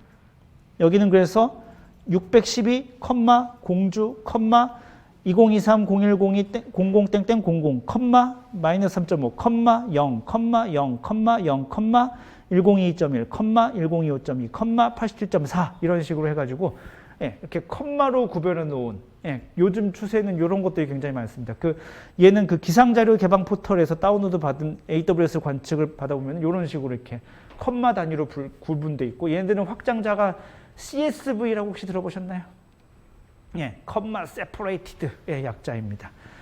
그래서 요런 자료들 여러분들 지금까지 엑셀에서 주로 많이 처리해 보지 않았을까? 엑셀에서 이런 자료 처리해 본 경험이 있으신가요? 없나요? 엑셀에서 자료를 텍스트 파일을 읽어보면 그래서 맨 처음에 옵션이 2개 있습니다. 하나는 폭이 고정되어 있는 경우, 또 하나는 이렇게 구분자로 구분되어 있는 경우. 예, 그래서 구분자로 구분해서 컴마로 구별되어 있는 건지 아니면 폭이 고정돼서 위에 딱딱딱 마우스 클릭하면은 이렇게 데이터를 2차원 배열을 만들어주고 컴마로 구분돼 있어라고 하면 이런 자료들을 이렇게 잘 구별해주죠. 데이터 종류가 이렇게 크게 둘로 나뉘어요. 예, 그래서 이런 데이터를 읽는 경우가 있고 이런 데이터를 읽는 경우가 있는데 우리가 잘 생각해야 되는데 지금 우리 NCL로 전체적으로 프로그램 코딩을 할 겁니다. 주로 크게 2단으로 나눠진다고 했어요. 처음에 1단은 예, 자료를 준비하는 과정. 예, 그 다음에 두 번째 단은 이제 그림을 그리는 과정인 건데 자료를 준비하는 과정을 다시 약간 둘로 나누면 파일을 읽어드리는 과정과 그 파일을 가지고 이제 계산하는 과정이 있습니다. 예, 그리고 나서 이제 그림을 그리는 과정인데 권장하는 건 뭐냐면은 자료 종류가 그러니까 요 세 개를 명확하게 구별해 놓는 거예요. 파일을 읽어내고 계산을 하고 그림을 그릴 거야 라는 요 세 단계를 명확하게 구별해 놓으면 굉장히 편합니다. 왜 그러면은 파일 구조가 어떻게 바뀌든지 간에 어디만 바꾸면 되냐면 그러면은 맨 앞단만 바꾸면 돼요. 예, 맨 앞단만 바꾸면 결국 파일에 따라서 뭐가 됐든지 간에 나는 자료가 이렇게 써있든 이렇게 써있든 간에 생각해보면 결국 2차원 별을 만들면 되는 거 아니야. 그죠? 결국 2차원 별을 만들면 그 다음엔 하는 짓이 똑같잖아. 뭐 평균 내고 합 내고 뭐 최대값 최소값 찾고 똑같습니다. 그 다음에 그림 그리는 것도 똑같아요. 예, 그러니까 예, 자료 형태 요 세 가지를 정확하게 구별해내서 코딩해 놓는 게 되게 좋습니다. 그래서 앞단만 바꿔 끼는 거죠, 계속. 예, 굉장히 중요합니다, 그게. 자, ASCII 파일을 읽어봅시다. 예, ASCII 파일을 읽을 건데요. 이런 구조로 생겼습니다. 이게 ASCII 파일을 읽는 문법이에요. 한번 어떻게 생겼나 그냥 잠깐 볼까요? 예, 뭐 타이핑을 하셔도 되고 제가 뭐 이렇게 이따 나눠드리기도 하겠지만 보겠습니다. 명령어가 뭐냐면은 ASCII read로 되어 있습니다. add 파일 아니에요. 예, add 파일은 그 이진 파일들, 바이너리 파일들을 읽는 명령어이고 텍스트 파일은 ASCII read라는 명령어로 읽습니다. 예, 둘이 서로 구별을 해야 돼요. ASCII read로 읽고 그 다음에는 뭐 비슷한 것 같습니다. 예, 요거 뭐 그냥 파일 이름인 것 같죠? 예, 요 파일 이름이 그 제가 여기다가 옮겨놨어요 자료를. 예, 처음에 데이터 1에다가 해놨다가 예, 뭐 약간 액세스 문제도 있고 해가지고 여기다가 이렇게 옮겨놨습니다. 이렇게 옮겨놓고 여기 뒤에 보니까 옵션이 2개 붙었네요. 내 CDF 파일은 어떻게 읽었던가라고 생각해 보면은 파일명하고 R이라고 읽었었죠. 기억나시나요? 네, 따옴표 R 있었습니다. 그래서 이거를 리드 모드를 읽을 건지 라이트 모드를 읽을 건지 뭐 이런 거를 결정한다고 했었는데 참고로 얘는 뭐 보니까 그냥 여기 -1이라는 숫자가 있고 그 다음에 스트링이라고 있습니다. 그래서 얘는 뭐냐면은 얘의 요 파일이 어떤 구조로 생겼는지 예, 그리고 자료가 어떤 형태인지를 지정해 주는데요. 굳이 이 숫자는 사실 -1일 필요는 없거든요. 원래 이 숫자는 -1일 필요는 없고 요거는 반드시 스트링이어야 할 필요는 없는데 제가 강하게 추천하는 건 그냥 맨날 이렇게 읽으세요. 이렇게 읽는 게 좋습니다. 예, 항상 여기 숫자는 별일 없으면 -1이라고 생각하는 게 좋습니다. 그렇게 해도 별로 귀찮지 않아요. -1이라고 해두고 여기는 항상 스트링으로 읽어버릇하는 게 좋습니다. 이게 뭐냐면은 이 파일이 어떤 형태로 저장되어 어떤 자료를 가지고 있느냐예요. 근데 생각해보면은 우리는 대부분 여기서 조금 이상할 수 있어요. 우리는 대부분 숫자를 다루잖아요. 그러면 여기다가 스트링 말고 예를 들면 플롯이라고 써주면 깔끔하지 않나 라고 할 수 있습니다. 그러면은 얘가 알아서 숫자로 읽어줄 텐데 답은 그렇습니다. 플롯이라고 써주면 얘가 알아서 숫자로 읽을 거예요. 그런데 왜 스트링이라고 쓰냐면은 그 여러분들이 가지고 있는 거의 모든 자료는 숫자만 있지 않아요. 예를 들면 날짜는 엄밀히 말하면 숫자가 아니죠. 2023년 1월 15일 하면은 걔는 엄밀히 말하면 숫자가 아니잖아. 중간에 빼기 기호도 있고. 그 다음에 더 중요한 거는 맨 첫 번째 줄은 보통 제목 같은 게 달려 있잖아요. 걔는 숫자가 아니잖아. 그렇게 정보가 담겨 있는데 여기를 플롯이라고 써버리면 오류가 생기죠. 예, 오류가 생겨요. 숫자가 아닌 거를 숫자로 읽으려고 하면 오류가 생깁니다. 그런데 뭐가 됐든지 간에 일단 문자로 읽어라고 하면 오류가 안 생기죠. 숫자건 뭐건 간에 어쨌든 일단 문자로 읽을 테니까. 예, 그래서 오류가 생기지 않습니다. 그래서 이렇게 버릇을 들이는 게 예, 저의 한 몇 년간의 경험으로 보았을 때 ASCII 파일을 읽을 때는 이게 좋습니다. -1이라고 쓰고 예, 구조는 그냥 네 알아서 읽으렴이고 예, 여기를 스트링이라고 지정해 주는 게 좋습니다. 자, 그 다음에 프린트 바 서머리를 한번 해볼까요? 이렇게 한번 해봅시다. 이 두 줄을 NCL에다가 한번 명령을 넣고 뭐라고 결과가 나오는지 봅시다. 그러면 거기 걔가 타입이 나올 텐데 뭐라고 출력이 나올 텐데 예, 우리가 맨 처음에 네스티드 파일을 읽을 때는 네스티드 파일을 add 파일 해가지고 쭉 읽고 나서 print bar summary A 하고 나면은 그 타입에 뭐라고 있었냐면은 파일이라고 써 있었어요. A의 타입이 파일이었었습니다. 여기는 근데 뭐로 나오나요? 스트링이라고 나오죠. 예, 그러니까 파일 얘가 가리키는 게 이렇게 읽으면 얘는 ASCII 리드를 해버리면 파일이 아니라 스트링이에요. 그 말이 무슨 말이냐면 우리가 예전에 네스티드 파일을 예전도 아니지.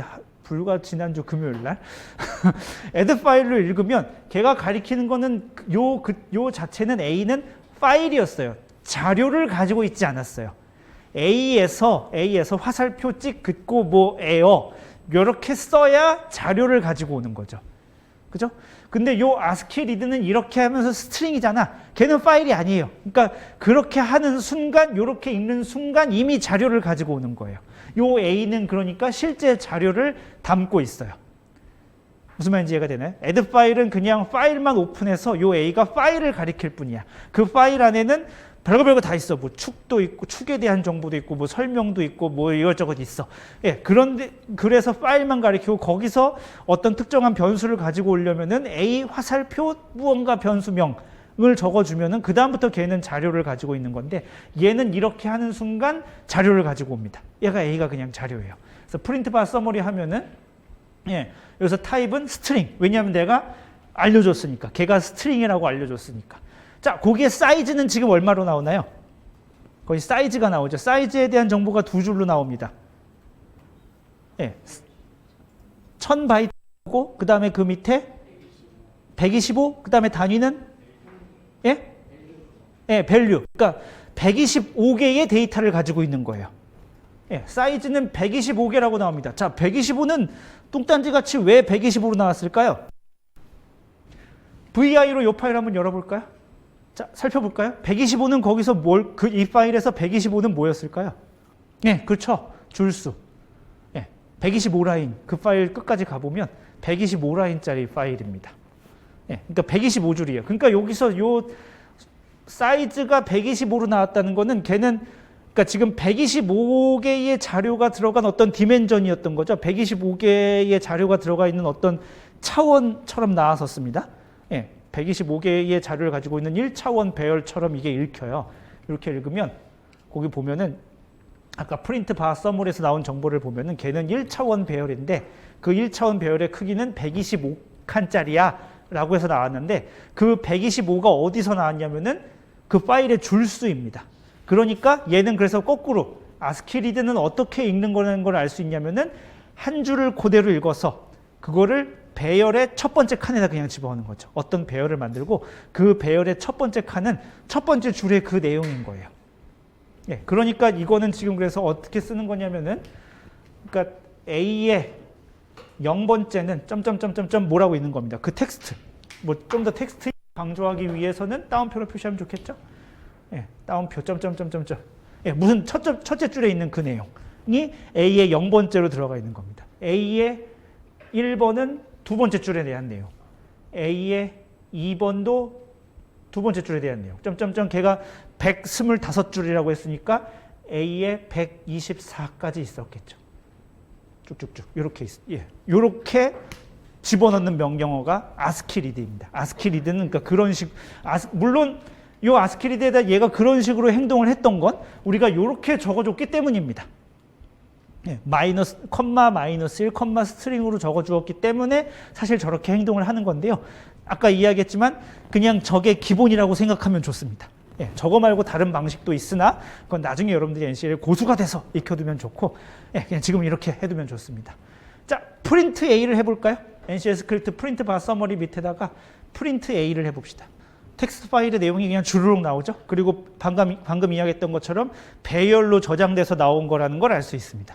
그죠? 0번째 줄은 뭐고 1번 줄은 뭐고 2번 줄은 뭐고 3번 줄은 뭐고라고 이렇게 주르륵 나왔을 겁니다. 그죠? 그래서 마지막 괄호 열고 124 괄호 닫고 주르륵 뭐가 나왔겠죠. 그죠? 그렇게 모두들 나왔나요? 왜 뭔가 안 나오고 있으면 내가 잘못 친 겁니다. 잘 나왔어요? 네, 그렇게 나옵니다. 네, 그래서 얘는 아스키 텍스트 파일을 읽을 때는 그렇게 읽습니다. 네, 자료를 읽는 구조죠. 내가 이렇게 아스키 리드라고 하는 순간 이 안에 있는 내용을 줄 단위로 끊어서 예, 첫 번째 줄, 그러니까 각각의 줄에 있는 내용을 배열의 원소로 집어넣은 예, 그렇게 된 사람입니다. 자, 그럼 여기서 문제입니다. 자, 전체 데이터 개수 여기 지금 125였습니다. 자, 요 125라는 정보를 내가 담아서 이 변수에다 넣고 싶어요. 자, 그러면 무슨 명령어가 있을까요? 바로 우리가 앞에 슬라이드에서 배웠습니다. dim sizes. 예, 그러니까 이렇게 하면 되겠죠?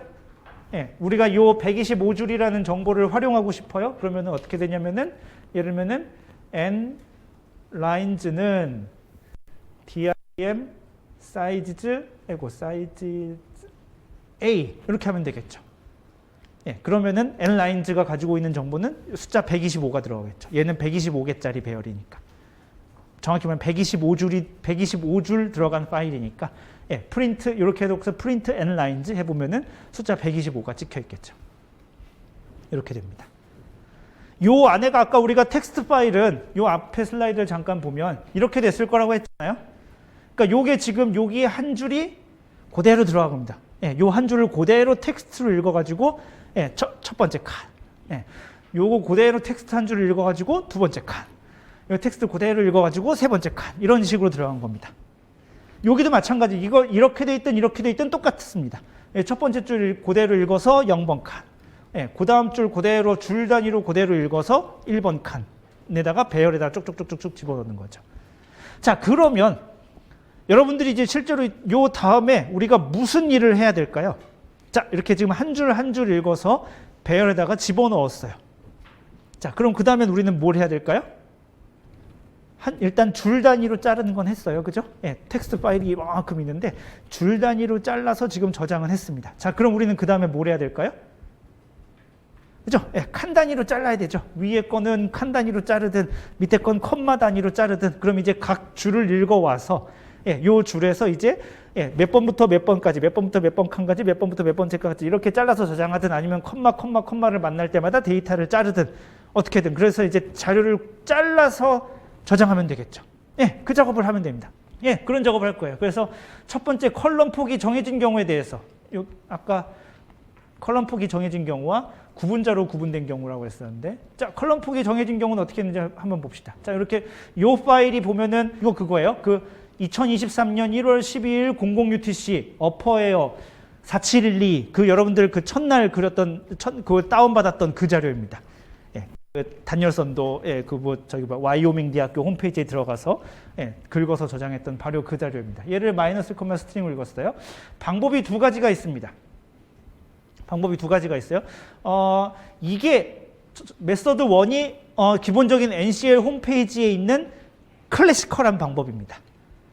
메서드 2는 NCL 버전 6부터 생긴 NCL 지금 6.6.2인데 NCL 버전 6부터 생긴 약간 팬시한 기능이에요.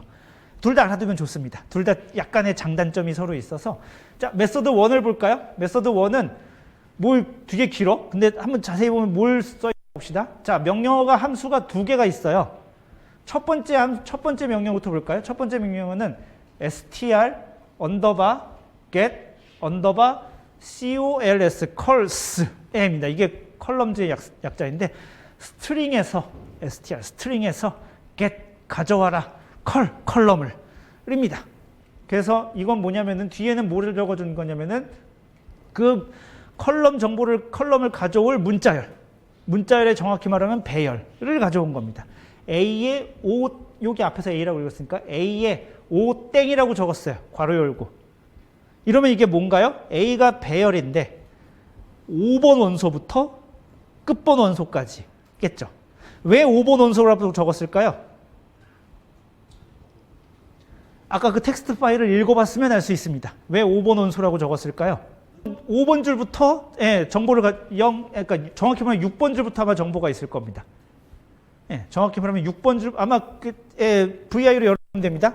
첫 번째 줄에 뭐 47SO인가? RKSO 무슨 사운딩 뭐 이렇게 있을 것이고 그다음에 빼기 아마 있는 줄이 있을 것이고 그다음에 뭐 무슨 변수가 있을 거야라고 해놓고 그다음에 단위를 적어놨을 거고 그다음에 또 빼기 있을 겁니다. 그래서 제목 구분줄 그 다음에 변수명, 단위, 그 다음에 또 빼기 해가지고 위에 5줄이 헤더예요. 이런 걸 우리가 헤더라고 부릅니다. 어떤 파일이든지 좋은 파일은 헤더가 있어요. 그냥 바꿔 얘기하면 그 헤더가 없어 봐. 이게 무슨 변수인지 내가 어떻게 알겠어? 헤더가 없으면 사람이 알아보려면 헤더가 있어야 되죠. 대신 근데 걔네들을 우리가 계산해 쓰진 않을 거죠. 그죠? 우리는 걔네들이 이렇게 VI로 열어보고 이게 그 파일이군 하고 알아보는 데는 쓰겠으나 그 파일을 직접 그 내용 자체는 헤더에 있는 정보는 실제로 계산해 쓸 건 아니죠. 그러니까 실제로 자료는 5째 줄 이후부터 그러니까 정확히 말하면 5번 줄부터 그러니까 0, 1, 2, 3, 4니까 위에 5줄 빼고 실제로는 6번째 줄이죠. 인덱스가 0부터 시작하기 때문에 그렇습니다. A의 5번 인덱스부터 끝까지에 해당하는 문자열에서 0, 6이면 이게 뭐냐면은 0번 칸부터 6번 칸까지가 하나의 컬럼이야 라는 뜻입니다. 0번부터 6번까지가 한 첫 번째 컬럼이야. 내가 가지고 올 컬럼이야 라는 뜻입니다. 이거 내가 갖고 올 거예요. 이 컬럼을 내가 갖고 올 겁니다. 그러면은 요 str get cols 하면은 각 줄마다 첫 번째 줄에서 정확히 말하면 5번 줄에서 0번부터 6번까지를 잘라서 배열에다 저장합니다. 그 다음에 6번 줄이겠죠. 5번 줄 다음에 6번 줄이겠죠. 6번 줄에서 또 0번부터 6번까지만 읽어와서 또 그 다음 칸 배열에다 저장합니다. 그 다음 줄에서도 0번부터 6번까지만 딱 잘라가지고 배열에다 저장합니다. 그러니까 여기까지만, 요 앞에 명령어는 무시하고 여기까지만 실행하면 어떻게 되냐면 결과가 어떻게 나오냐면은 5부터 아까 줄이 전체로 125줄이었었죠. 그러니까 5부터 124니까 전체로 다 합치면 우리가 그럼 120줄을 읽는 거겠죠. 120개의 데이터를 담게 되겠죠. 그죠? 120개의 데이터를 담는 배열이 등장합니다. 120개의 데이터는 어디서 나왔냐면 5번 줄부터 시작해서 각 줄마다 0번부터 6번까지만을 잘라서 데이터로 저장한 거죠. 여전히 근데 데이터의 종류는 뭐냐면 스트링입니다. 스트링에서 그만큼 자르라고 했으니까. 결과는 스트링입니다. 그걸 어떻게 앞에 붙이냐면은 string to float, 스트링을 숫자로 바꾸어라 라는 명령어를 씁니다. string to float 할 때 대상 요게 나오는 것에다가 막 문자열 들어가고 이러면은 에러 납니다. 그러니까 자료가 잘 정리되어 있어야 돼요. 자료가 잘 정리되어 있어야 돼요. 문자열 읽고 막 들어가면 좀 골치 아픕니다. 에러 나요. 그래서 string to float 하면은 그 A라는 파일에 5번 줄부터 쭉 이하부터 0번 컬럼부터 6번 컬럼까지 7칸이겠죠? 0부터 시작해서 6이니까 총 7개의 글자일 겁니다. 7개의 글자를 잘라서 걔네만 따로 저장한 다음에 걔네를 string to float 숫자로 바꿔 라고 하면은 첫 번째가 아마 그 0번, 7번까지가 아마 압력에 대한 정보가 있을 겁니다. 압력 정보만을 잘라서 숫자로 바꾼 120개의 숫자를 담고 있는 배열이 나오겠죠. 걔를 여기다가 배열해서 저장하면은 그 다음에 맞게 했는지 잘 보려면은 print PRES1 해보면 됩니다. 혹은 print bar summary PRES1. bar summary는 걔가 적절한 타입으로 적절한 타입과 적절한 크기인가를 보는 거고 실제로 값을 찍어보려면 print PRES1 해보면은 내가 텍스트 파일 열었던 것처럼 거기 아마 뭐 맨 밑에 기압이 얼마인가요? 겨울철이니까 1010 몇쯤 있나? 1009쯤 있나? 뭐 아무튼 그럴 거예요. 그죠? 거기부터 시작해서 이렇게 쭉쭉쭉쭉 값이 출력이 돼야 되겠죠. 기압에 해당하는 값이. 그 다음에도 마찬가지입니다. 그 다음에 보면은 요거 여는 법을 직접 보여드리죠. 자, 이렇게 돼 있으면 여기 보면은 첫 번째 줄 정보 없고 첫 번째 줄 아까 말했듯이 제목이고 두 번째 줄 빼기, 세 번째 줄 변수명, 네 번째 줄 단위, 다섯 번째 줄 저기 여기서부터 저기죠. 자료입니다.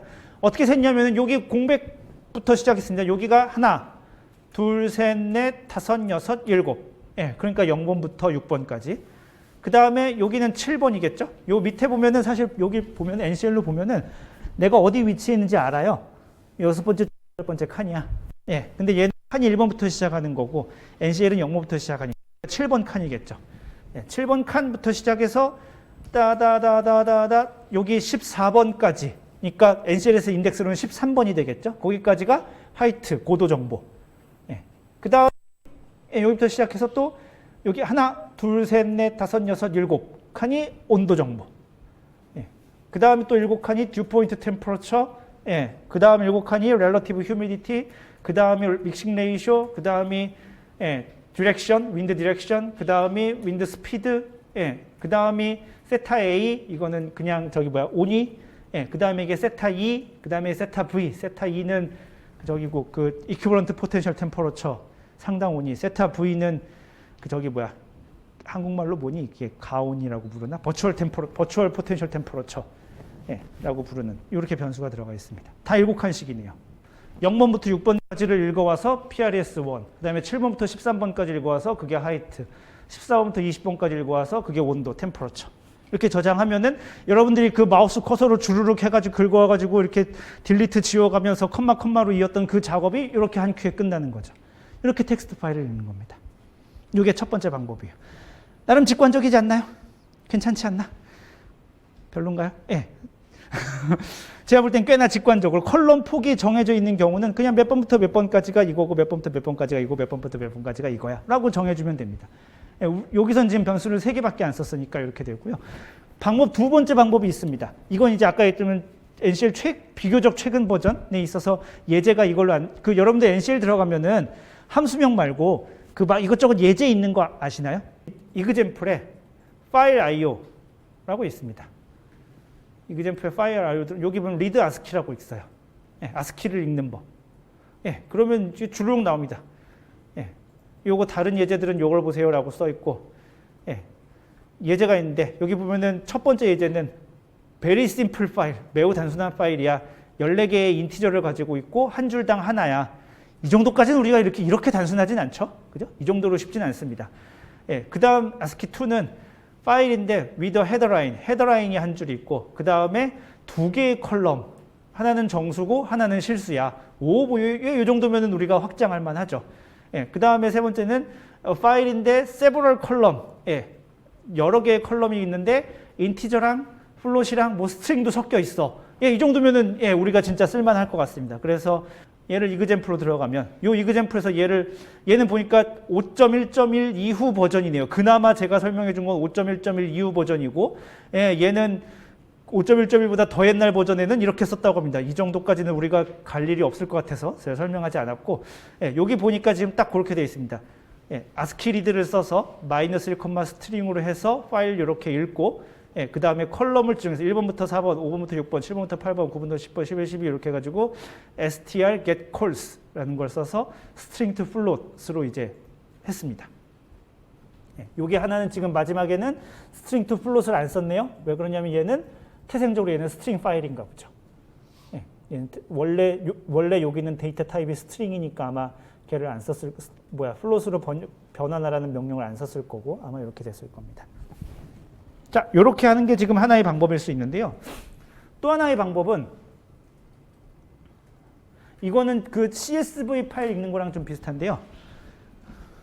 여기 델립 맵이라는 게 있습니다. 이거는 변수명이 어차피 제가 주기 나름이죠. 저는 습관적으로 델립 맵이라고 주긴 하는데 이게 델리미터가 뭔가 구분자인 거고요. 델리미터면 뭔가 이렇게 자르다 이런 뜻이 있습니다. 그래서 일종의 걔가 어떤 식으로 지정이 되어 있냐면이라고 알려주는 겁니다. 이 데이터는 별로 예제로 그렇게 썩 좋진 않은데 모든 컬럼이 다 7칸이에요. 그죠?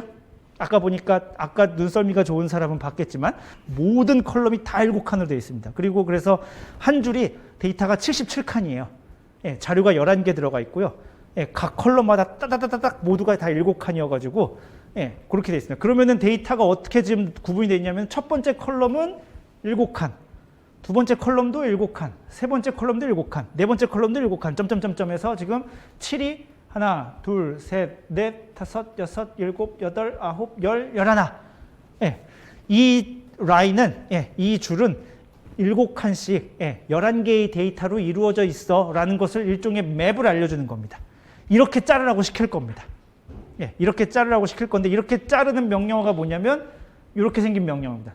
string, split, by length. 예, 스트링을 스플릿 쪼개는데 길이 단위로 잘라. 예, 뭐 명령어 외우기 그렇게 어렵지 않습니다. 예, string split by length 해서 예, A라는 예, 뭐 여기 지금 얘를 A로 써도 되고 아니면 위에처럼 A의 5땡으로 써도 좋습니다. 예, 여기는 5땡을 여기부터 썼고 예, 여기는 여기다 쓴 건데 사실 어디부터 써도 별 상관없습니다. 예, 아무튼 예, A의 5땡을 써도 문제가 좋겠다. 예, 자르는데 어떤 구조로 자를 거냐면 델립맵 구조에 따라서 잘라. 위에서 내가 선언해 준 형태로 잘라. 예, 라고 하는 겁니다. 예, 그러면 얘가 알아서 이 구조에 따라서 쭉 잘라줘서 걔를 데이터에다가 저장해 줍니다. 예, 그러면은 예, 자르면 그 데이터의 0번째 컬럼이 예, 프레셔고 첫 번째 컬럼이 하이트고 두 번째 컬럼이 템퍼러처가 됩니다. 여기 5번부터라고 지정해 준 거는 위에랑 같은 이유인 거죠. 위에 0, 1, 2, 3, 4, 5, 5줄 날리고 그 밑에부터가 데이터니까. 자, 여기를 만약에 아까 예제로 봤을 때 요 파일을 우리가 델립 맵을 쓴다면 이렇게 쓰면 되지 않을까요? 첫 번째 컬럼은 지금 하나, 둘, 셋, 넷, 다섯, 여섯, 일곱, 여덟. 그죠? 첫 번째는 8. 그 다음에는 빈칸 여기 하나, 마음의 눈으로 보면 한 칸이라는 게 보여요. 하나, 둘, 셋, 넷. 예, 그 다음 4개. 예, 그 다음 하나, 둘. 예, 그 다음 하나, 둘, 셋, 넷. 예, 그 다음 하나, 둘, 셋, 넷, 다섯. 예, 뭐 이런 식으로 적어주는 겁니다. 이게 델립맵이 되겠죠. 이 파일을 자를 때에 이렇게 생긴 파일이라면 델립맵이 저렇게 생겼겠죠. 점점점. 물론 그 뒤로 계속 있을 겁니다. 예, 그렇게 잘라주라고 시키는 거죠. 이렇게 하든가 결과는 완벽하게 같습니다. 예, 실제로 이렇게 해봐서 예를 들면 뭐 PRES2 빼기 PRES1 하면 빵빵빵빵빵 하고 나옵니다. 예, 완벽하게 똑같이 들어갔다는 뜻이에요. 예, 어떻게 하든지 간에 결과는 같고요. 둘 중에 어떤 방법을 써도 괜찮습니다. 예, 둘 중에 어떤 방법을 써도 나쁘지 않습니다. 뭐 어디가 더 단순하다? 여기가 조금 더 단순해 보이긴 해요. 그래서 저는 개인적으로는 최근에 사실 이렇게 씁니다. 제가 최근에 선호하는 방법은 두 번째 방법을 조금 선호하는데요. 첫 번째 방법이 간혹가다 쓰여질 때가 있어요. 이게 언제 쓰이냐면 그럴 때 있습니다. 그 날짜가 들어가면 요게 좋습니다. 날짜가 들어가면 요게 좋은 게 그 저희거든요. 2023 다시 예를 들면 날짜가 이렇게 생겼잖아. 2023-01-23 뭐 00땡땡00 뭐 이렇게 써 있으면은 예, 요 str get calls로 써가지고 1번부터 4번까지를 읽어낸 다음에 얘를 이어. 예, 5번 비우고 6번, 7번 읽은 다음에 months. 8번 비우고 9번, 10번 읽어가지고 day. 이런 식으로 저장하면은 비교적 쉽게 저장할 수 있어서 예, 뭐 사실 그것도 이렇게 쓸 수는 있긴 하지만 예, 뭐 예, 요때 조금 나눠서 쓰긴 합니다. 최근에는 근데 이쪽으로 제가 좀 길어져 있기는 합니다. 코딩을 저는 주로 이런 식으로 해요. 자, 한번 간단하게 한 5분 정도면 할 수 있을걸요? 그 우리가 처음 숙제로 냈었던 그 연직 프로파일이 있었을 겁니다. 고도에 따른 예, 뭐 이렇게 온도가 어떻게 변하나 보자 하는 걸 쓰는데 그거를 이렇게 우리는 메모장으로 따서 이렇게 그렸단 말이죠. 물론 안 하는 사람도 있겠으나 예, 파일을 이렇게 읽어서 이렇게 데이터를 자른 다음에 예, 잘 잘렸나? 라고 해보려면은 예, 똑같이 하면 됩니다. RES는 true 쓰고 WKS는 GSN open WKS 연 다음에 플롯은 예, GSN, CSM, XY X축은 temperature, Y축은 height, temp2 혹은 temp2 height 쓰든가 temp1 height 1 쓰든가 쓰면은 그림이 여러분이 숙제로 냈던 거에 따다다닥 하고 나와야 되겠죠. 냈던 거랑 똑같이. 나오나 해볼까요? 물론 고도가 10km보다 훨씬 더 높은 정보까지 있어서 훨씬 더 높은 고도까지 아마 나오게 될 겁니다. 둘 중에 한 방법만 쓰면 됩니다. 네, 둘 중에 한 방법만 여러분들 작성해 보시면 됩니다. 두 번째 줄 방법이 좋은 이유가 이게 나중에 그 파일 읽기 1이잖아. 2는 그거겠죠. 구분자로 구분된 경우. 그러니까 문법이 거의 같습니다. 이렇게 되겠지만 여기를 A를 5땡으로 주고 그냥 여기를 없애버려도 되고 예. 아니면 지금처럼 A를 읽고 여기를 5땡으로 줘도 되고 똑같습니다. 그거는. PRES는 안 읽어도 되겠네요. 지금 보니까. 그죠? 그림을 요거만 그릴 거면은 요거 두 개만, 요거 두 줄만, 혹은 여기도 여기 두 줄만 있어도 되겠죠. 스트링과 관련된 함수가 되게 많고요. 그리고 사실 어떤 언어를 배우더라도 이게 스트링 다루는 함수가 복잡합니다. 왜냐하면 스트링은 기본적으로 컴퓨터가 좋아하는 그 변수 형태가 아니에요. 싫은데, 예. 그래서 뭐가 이렇게 근데 또 사람은 또 다 스트링이고 사람이 쓰는 언어는 그래서 기본적으로 이렇게 좀 굉장히 복잡하고 어려운데요. 우리는 기본적으로 일반적인 그런 텍스트 자료를 다루려는 게 아니라 지금처럼 이렇게 자료가 칸칸이 딱딱딱 맞게 들어가 있는 예, 그런 자료를 다루려고 하는 거기 때문에 거기는 명령어는 천천히 딴 거는 천천히 배워도 될 것 같습니다. 자, 넘어갈게요. 자, 구분자로 구분된 경우 봅시다. 자, 지금 여기랑 절 보세요. Look at me. 예, 고민은 그 타이핑은 나중에 하시고 자, 요거랑 요 앞 슬라이드의 요거랑 비교해 봅시다. 여기 지금 맵이 있었고 그래서 string split by length 해서 자른 다음에 이렇게 적절한 데이터로 쓸 컬럼만 내가 가지고 말하자면 여기서 이미 데이터 처리는 끝난 거죠. 그러니까 여기서 지금 어디 갔어? 여기서 지금 아까 얘기했죠. 여기서 줄 단위로 읽었고 그 줄을 길이 단위로 따라락 다 잘라가지고 데이터에 저장. 사실 여기서 그래서 데이터는 이렇게 하면 2차원 배열이 됩니다. 당연히 그렇습니다. 요 1차원 줄을 가져다가 얘를 요 간격에 맞게 자르라고 했으니까 요 데이터는 125줄짜리를 11개로 조각낸 예, 그런 2차원 배열이 되었습니다. 125 곱하기 11짜리 2차원 배열이 됐고 여기 밑에 세 줄은 사실 엄밀히 이야기하면 두 가지 기능을 가지고 있는데 하나는 각 컬럼별로 이름을 붙여준 거죠. 0번째 컬럼에다가 프레스, 첫 번째 1번 컬럼에다가 하이트, 2번 컬럼에다가 템퍼러처라는 이름을 붙여주면서 걔의 타입을 정해준 거죠. 예, 스트링이 아니라 플롯이야, 숫자야 라고 알려준 그 기능을 한 겁니다.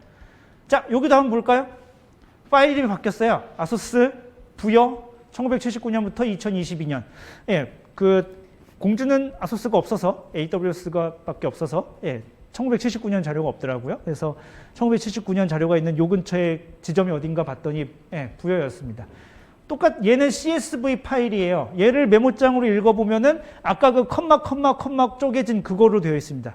아까 했지만 걔는 장점은 공간에 여백이 없죠. 그러니까 텍스트 파일이 좀 더 이렇게 압축적입니다. 자료 크기가 작아.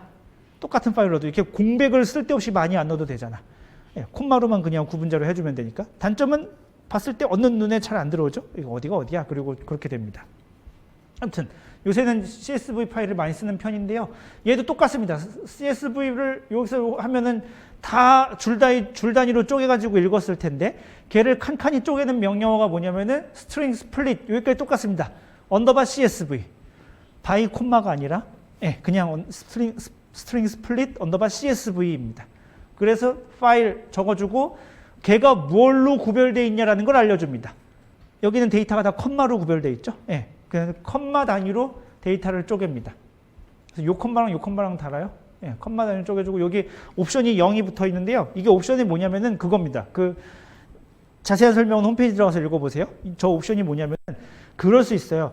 그러니까 예를 들면은 이런 예를 들어줘서 뭐 어떤 데이터가 있고 어떤 데이터가 있고 어떤 데이터가 있고 어떤 데이터가 있고 뭐 이렇게 있다고 칩시다. 자 그런데 요 데이터가 해필이면 문자열이라고 칩시다. 가령 예를 들면 주소, 집 주소라고 생각해 봅시다. 여기가 집 주소야. 그러면 여기 다운표에서는 뭐라고 막 써 있겠죠. 그런데 여러분들 영문 주소에 보면은 컴마 들어가 있는 거 아시죠? 우리 학교 주소를 쓰면은 뭐 56 공주대학로 영어로 쓴다면 한국어로 공주대학로 그 다음에 뭐 공주시 그 다음 뭐 충청남도 32588 뭐 이렇게 됩니다. 이게 영문 주소 쓰는 방식인데요. 영문 주소 쓰면 여기 보면 이렇게 콤마가 들어가요. 근데 이 컴마는 데이터를 구별하는 컴마는 아니죠. 그냥 문자열에 들어가 있으려니 아까 들어간 컴마지 얘는 실제로 데이터를 구별짓는 컴마는 아니죠. 이런 것과 관련된 옵션입니다. 중간에 이렇게 문자열 안에 컴마가 들어가 있을 때 문자열이라 하면 이제 다운표 안에 들어가 있는 거죠. 다운표 안에 컴마가 들어갔을 때 그거를 구분자로 써줄 거니 아니면은 그냥 문자열로 써줄 거니와 관련된 옵션입니다. 그래서 그걸 알고 홈페이지에 들어가 보면은 무슨 뜻인지 알 수 있을 겁니다. 뭐 구분자로 살려라, 아니다 무시해라, 뭐 이런 식의 말들이 써 있을 겁니다. 0번은 무시해라 할 겁니다. 다운표 안에 들어가 있으면 걔는 구분자가 아니야 라는 식의 옵션일 겁니다. 대부분 제 같은 경우에는 대부분 요경이 했던 것 같아요. 이렇게 해서 잘라놓고 나면 아까랑 똑같습니다. 데이터의 이 파일은 위에 헤더가 한 줄밖에 없어요. 그래갖고 1부터 시작합니다. 1부터 시작해서 2번 컬럼은 타임이고 3번 컬럼이 온도고 4번 컬럼이 압력, 프레셔일 겁니다. 똑같이 지금 템퍼러처와 프레셔는 스트링 투 플롯으로 바꿨고요. 타임은 바꾸지 않았습니다. 왜냐하면 여러분들 이 파일을 VI로 열어보면 알겠지만 열어보면은 실제로 아까 했지만 1979년이니까 1979-01 하고 다운표가 쓰여져 있을 겁니다. 얘네는 그러니까 숫자가 아니야. 애초부터. 그러니까 스트링 투 플롯으로 바꾸려고 하면 에러가 납니다. 플롯이 아닌데 플롯으로 바꾸라고 하려니까 나는 그렇게 못하겠다라고 이제 에러를 내뱉을 겁니다. 그래서 스트링 스플릿 CSV는 옵션이 파일 이름, 구분자, 정확히 말하면 파일 이름은 아니죠. 파일 이름은 이걸로 해야 되는 건데 파일 이름은 엄밀히 말하면 틀린 이름입니다. 아스키 리드루에서 읽은 그 데이터, 구분자, 그 다음에 옵션을 적어주게 되어 있고요. 자, 여기서 문제 하나 낼까요? 여기서 타임에서 이렇게 읽어왔습니다. 타임에서 이어하고 먼스를 구별하고 싶어요. 여러분들 요 5줄 정도를 치고 나서 프린트 타임 해보면 그렇게 나올 겁니다. 다운표 열고 1979-01, 1979-02, 1979-03 이렇게 나올 겁니다. 걔에서 이어하고 먼스를 따로 구별해서 이어는 어쩌고저쩌고 먼스는 하고 저장해서 숫자로 만들고 싶어요. 어떻게 하면 될까요? 힌트는 앞 슬라이드라고 적혀 있네요.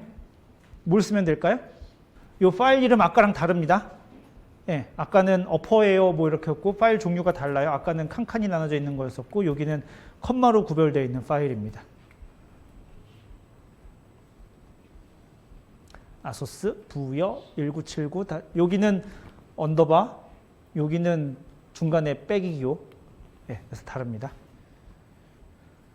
그래서 파일 이름 실행했을 때 에러가 와장창 나게 되는 경우는 백발백중 여기 파일 이름에 오타가 있는 경우일 겁니다. 실행 잘 되죠? 5줄 입력한 사람 잘 되죠? 자, 프린트 타임 하면 아까 얘기했지만 그런 거 나올 겁니다. 문자열로 되어 있을 거고 1979-01, 1979-01, 1979-03, 2022-12로 끝날 겁니다. 자, 거기서 적절히 내가 함수명을 써서 이어는 어쩌고 저쩌고 먼스는 어쩌고 저쩌고 해서 하고 싶다고 칩시다. 자, 그럼 어떻게 하면 될까요? 여기다가 두 줄만 더 넣으면 됩니다. 이어는 먼스는 하고 해주면 됩니다. 어떻게 하면 될까요? 앞 슬라이드에서 배웠던 string get calls를 쓰면 됩니다. 여기 string to float을 해야겠죠? string to float을 해서 그 다음에 str get calls 그 다음에 그 안에다가 뭘 넣어줘야 되냐면은 time time이라는 문자열에서 어서부터 어디까지 어서부터 어디까지가 이어냐면은 앞에 네 글자니까 0, 1, 2, 3이겠죠. 그러니까 0부터 3까지 이렇게 해주면 이어가 잘 들어가게 되겠죠. string to float로 해도 되고 사실 string to integer로 해도 되죠. 이어니까 연도가 1997.3년은 없을 테니까 string to float로 해도 되고 string to integer로 해도 문제는 없습니다. integer 풀네임으로 쓰면 이렇습니다. 먼스는 그럼 뭐 당연히 똑같게 되겠죠.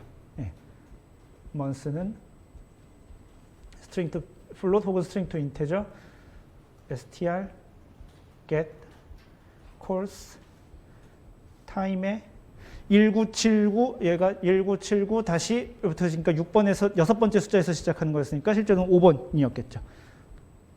그리고 두 글자였으니까 여기서 끝났겠지 뭐. 이렇게 해주면 5번부터 6번 컬럼까지 두 글자 읽어와서 걔만 쪼르르륵 읽어오니까 월에 해당하는 그 두 가지 숫자만 읽어오겠네요. 걔를 뭐 플롯이든 인티저든 번역하면 타입을 바꿔주면은 그게 곧 먼스가 될 겁니다. 그러면 여러분들이 그 이어하고 먼스를 숫자처럼 이제 활용할 수 있게 되겠죠. 그래서 뭐 좌표축을 찍을 때 그걸 활용한다든지 그렇게 할 수 있습니다. 요런 게 아마 저랑 같이 파이썬을 같이 공부했던 사람들은 이게 되게 쉽게 해결된다는 걸 알고 있습니다. 그 판다스 기억나시나요? 너무 오래전에 배워서 생각이 안 나나요? 혹시? 판다스라는 게 있었어요. 판다스는 쟤를 읽으면 알아서 날짜는 알아서 뭔가 날짜처럼 되게 잘 처리해 줬었습니다. 그게 되게 좋은 건데요. 그러니까 걔는 그런 식으로 미리 다 만들어 놓은 거야. 근데 아직 애석하게도 NCL은 그런 기능이 없는 거고 이걸 내가 일일이 다 문자열이라서 일일이 잘라서 어디가 이어고 어디가 먼스고 어디가 데이고 어디가 아워고 어디가 미니시아라는 거를 알려줘야 됩니다. 이렇게 알려줍니다. 그래서 오늘 중요한 배운 내용이 크게 두 덩어리인데 하나는 배열을 가지고 하는 통계 연산 어떤 축을 따라서 계산하는 거야 라는 게 도대체 무슨 말인가를 잘 이해하는 게 크게 하나고 그 다음에 두 번째는 NCL을 가지고 텍스트 파일을 어떻게 우리가 어떻게 읽을 수 있는가. 텍스트 파일을 참고로 쓸 수도 있는데요. 별로 여러분들이 쓸 일이 별로 없을 것 같아서 생략하고 혹시 필요하면 나중에 매뉴얼을 봐서 아까 거기 홈페이지 들어가면은 write ASCII 해가지고 있습니다. 사실 과제는 이렇게 있습니다. 자, 첫 번째 과제는 부여 지점이 우리가 좀 아까 했던 아소스 자료 그겁니다. 그 자료의 위치가 이렇대요. 36.27도, 126.92도에 1979년부터 2022년까지 44년 동안 평균한 월 평균 온도를 NCEP 재분석 자료를 통해서 구해보고 그 다음에 NCEP 재분석 자료의 최하층 온도와 아소스 관측 자료를 비교해서 하나의 그래프로 그려보면 됩니다. 이게 첫 번째 과제예요. 그러니까 무슨 말이냐면 그래프를 그리면 이런 식으로 나오는 거죠. 짠짠짠짠짠 여기가 J, F, M, 점점점 여기 D로 끝나는 요 자료가 이렇게 있을 텐데 요게 뭐 대충 요렇게도 돼 있을래나? 이렇게 두 가닥이 나오는 거죠. 하나는 NCEP 자료로 그린 거고 하나는 그 아소스 자료로 그린 거고. 무슨 말인지 아시겠죠? 그렇게 그린 게 1번. 2번 문제는 자, 공주 지역에 1979년부터 2000 공주니까 이거 지금 아소스 자료는 없습니다. 그 NCEP 자료를 이용해서 그리는 건데요. 공주 지역이 1979년부터 2022년까지의 연평균 온도. 무슨 말이냐면은 1979년에 평균 온도가 있겠죠. 심플하게 1월부터 12월까지의 그 다 더해서 나누기 12 하는 그 에버리지를 계산하면 됩니다. 그러니까 1979년의 평균 온도, 1980년의 평균 온도, 점점점에서 2022년까지의 평균 온도가 있겠죠. 그죠? 그걸 그리는데 아노말리를 그리라고 합니다. 아노말리가 배웠겠지만 뭐냐면은 지금 1979년부터 2022년이니까 총 44개의 데이터가 있을 겁니다. 그죠? 그죠? 예, 전체 지금 528개의 애초에 온도 자료가 있었고, 그거를, 79년에 12개, 80년에 12개, 점점점 2022년에 12개씩 묶어서 평균을 내는, 그래서 연평균 온도를 계산하면 44개의 자료가 나올 텐데, 이 44개의 자료를 다시 평균 냅니다. 그러면은 그게 공주지역 전체 44년 동안의 평균 온도가 되겠죠? 예, 그거를 그게 평균값이라 치고 그 평균값에서 얼마나 떨어졌냐를 우리가 아노말리라고 부릅니다. 한국어로 뭔지 잘 모르겠어요. 예, 그러니까 1979년은 1979년부터 2020년까지 평균보다 온도랑 몇 도 차이 나는가. 예, 원래 우리가 알고 싶은 값 빼기 기준값. 예, 순서 바뀌면 안 돼요. 빼기니까 앞뒤 순서가 바뀌면 결과가 다릅니다. 예, 우리가 알고 싶은 값 1979년의 값 빼기 전체의 평균값을 우리가 아노말리라고 부릅니다. 예, 그거를 그리라는 소리입니다. 그러니까 여기는 X축이 연도가 되겠죠. 1979부터 2022년까지 44개가 될 거고, Y축은 템퍼러처 아노말리가 되겠죠. 뭐 지가 끼껏 해봐야 뭐 한 플러스 마이너스 2를 벗어날까 싶긴 한데, 2 안 벗어날 것 같긴 한데, 저도 안 그려봤어요. 근데 아무튼 플러스 마이너스 2를 벗어날 것 같지는 않은데, 예, 뭐 그 정도쯤 되는 값의 결과가 나오겠죠. 세 번째 숙제는 지금까지 우리가 꽤 많이 배웠어요. 텍스트 파일 읽는 것도 배웠고, 엔셉 자료 읽는 것도 배웠고, 그리고 엔셉 자료 그 디렉토리 들어가면 여러분들 아시겠지만 에어 하나만 있지 않아요. U 윈드도 있고, V 윈드도 있고, 뭐 하이트 자료도 있고, 그래서 그 일면적인 거죠. 그 대기역학을 여러분들 거의 다 배우셨을 테니까 뭐 850헥토파스칼의 지위 고도 뭐 이런 정보가 하이트에 담겨 있고 그러거든요. 예, 그걸 쓰든 아니면 기상기후 자료 포탈 data.km.go.kr에 들어가서 자료를 다운받든 뭘 받든 해서, 예, 지금까지 여러분들 배운 걸 총동원 활용해서 그리고 싶은 그래프 하나 그리면 됩니다. 예, 뭘 그리라는 거야? 알아서. 예, 알아서 여러분들이 생각해서, 예, 오, 이런 거 한번 그려보면 멋지지 않을까? 예, 라고 생각하는 거를 여러분들이 지금까지 배운 자료와 기법을 활용해서 XY 그래프밖에 안 배웠으니까 XY 그래프 하나를 예쁘게 그리면 됩니다. 이 XY 그래프는 조심해야 돼요. 여러분들이 뭘 그리는지 제가 파일을 다 읽어보기 전까지는 몰라요. 그러니까 그래프 안에다가 최대한 친절하게 써줘야 됩니다. 제목 달아주고, 축 제목 달아주고, 예, 이 그래프 뭐 단위도 잘 써주고요. 뭐 이런 거 잘 해줘야 됩니다. 안 해주면 뭔지 모르겠는데, 그러고 틀렸어 이럴 거야. 예, 그러니까 그래프를 최대한 친절하고 자세하고, 예, 써줘야 됩니다. 여러분 뭐 별거 아니긴 한데 이제 아까 얘기했지만 숙제를 여러분들이 한 걸 받고. 대표적인 것 중에 하나 그런 게 있어요. 쓸데없는 코드가 일단 들어가면 안 되고, 계산에 참여하지 않은 코드들은 뭐 이렇게 주석 처리해도 나쁘지 않지만 나중에 보면 알겠지만 지우는 게 제일 좋습니다. 예, 완성되고 나면 어딘가에 나의 물론 데이터베이스는 있어야 되겠지만, 예, NCL 옵션 모음집 해가지고 뭐 하나 있긴 있어야 되겠지만, 그거 말고 여러분들이 실제로 제출할 때 쓰는 코드는 계산에 쓰지 않은 것들은 지우세요. 이렇게 주석으로 막아놓지 말고. 예, 지우는 버릇. 주석을 달아서 설명을 해주는 건 좋지만 계산 안 하는 코드를 그냥 주석으로 남겨놓고 그냥 제출하지 마시고 지우는 게 좋고요. 그 다음에 또 하나 저희가 있습니다. 영어랑 한국어랑 이게 다른 건데요. 한국어랑 영어랑 다른 것 중에 하나가 괄호에 띄어쓰기입니다. 영어는 괄호 열고 괄호 닫고 하면은 반드시 그 단어 앞이랑 반드시 띄어씁니다. 그러니까 이렇게 써요. 여러분들이 잘 지키지 못한 규칙 중에 하나예요. 템퍼러처, 그 다음에 단위하고 괄호 열고 도시 이렇게 쓰고 싶었잖아요. 일단 C라고 쓰면 안 됩니다. 도시를 써야 돼. C라는 단위는 없어요. 켈빈은 그냥 켈빈이지만 섭씨는 도시고 화씨는 도F고 켈빈은 그냥 켈빈이고, 예, 도켈빈 아닙니다. 걔는 또. 이렇게 쓸 때 요 괄호랑 요 단어랑 반드시 한 글자 띄워줘요. 영어는 그렇습니다. 예, 예. 띄어쓰기 규칙이에요.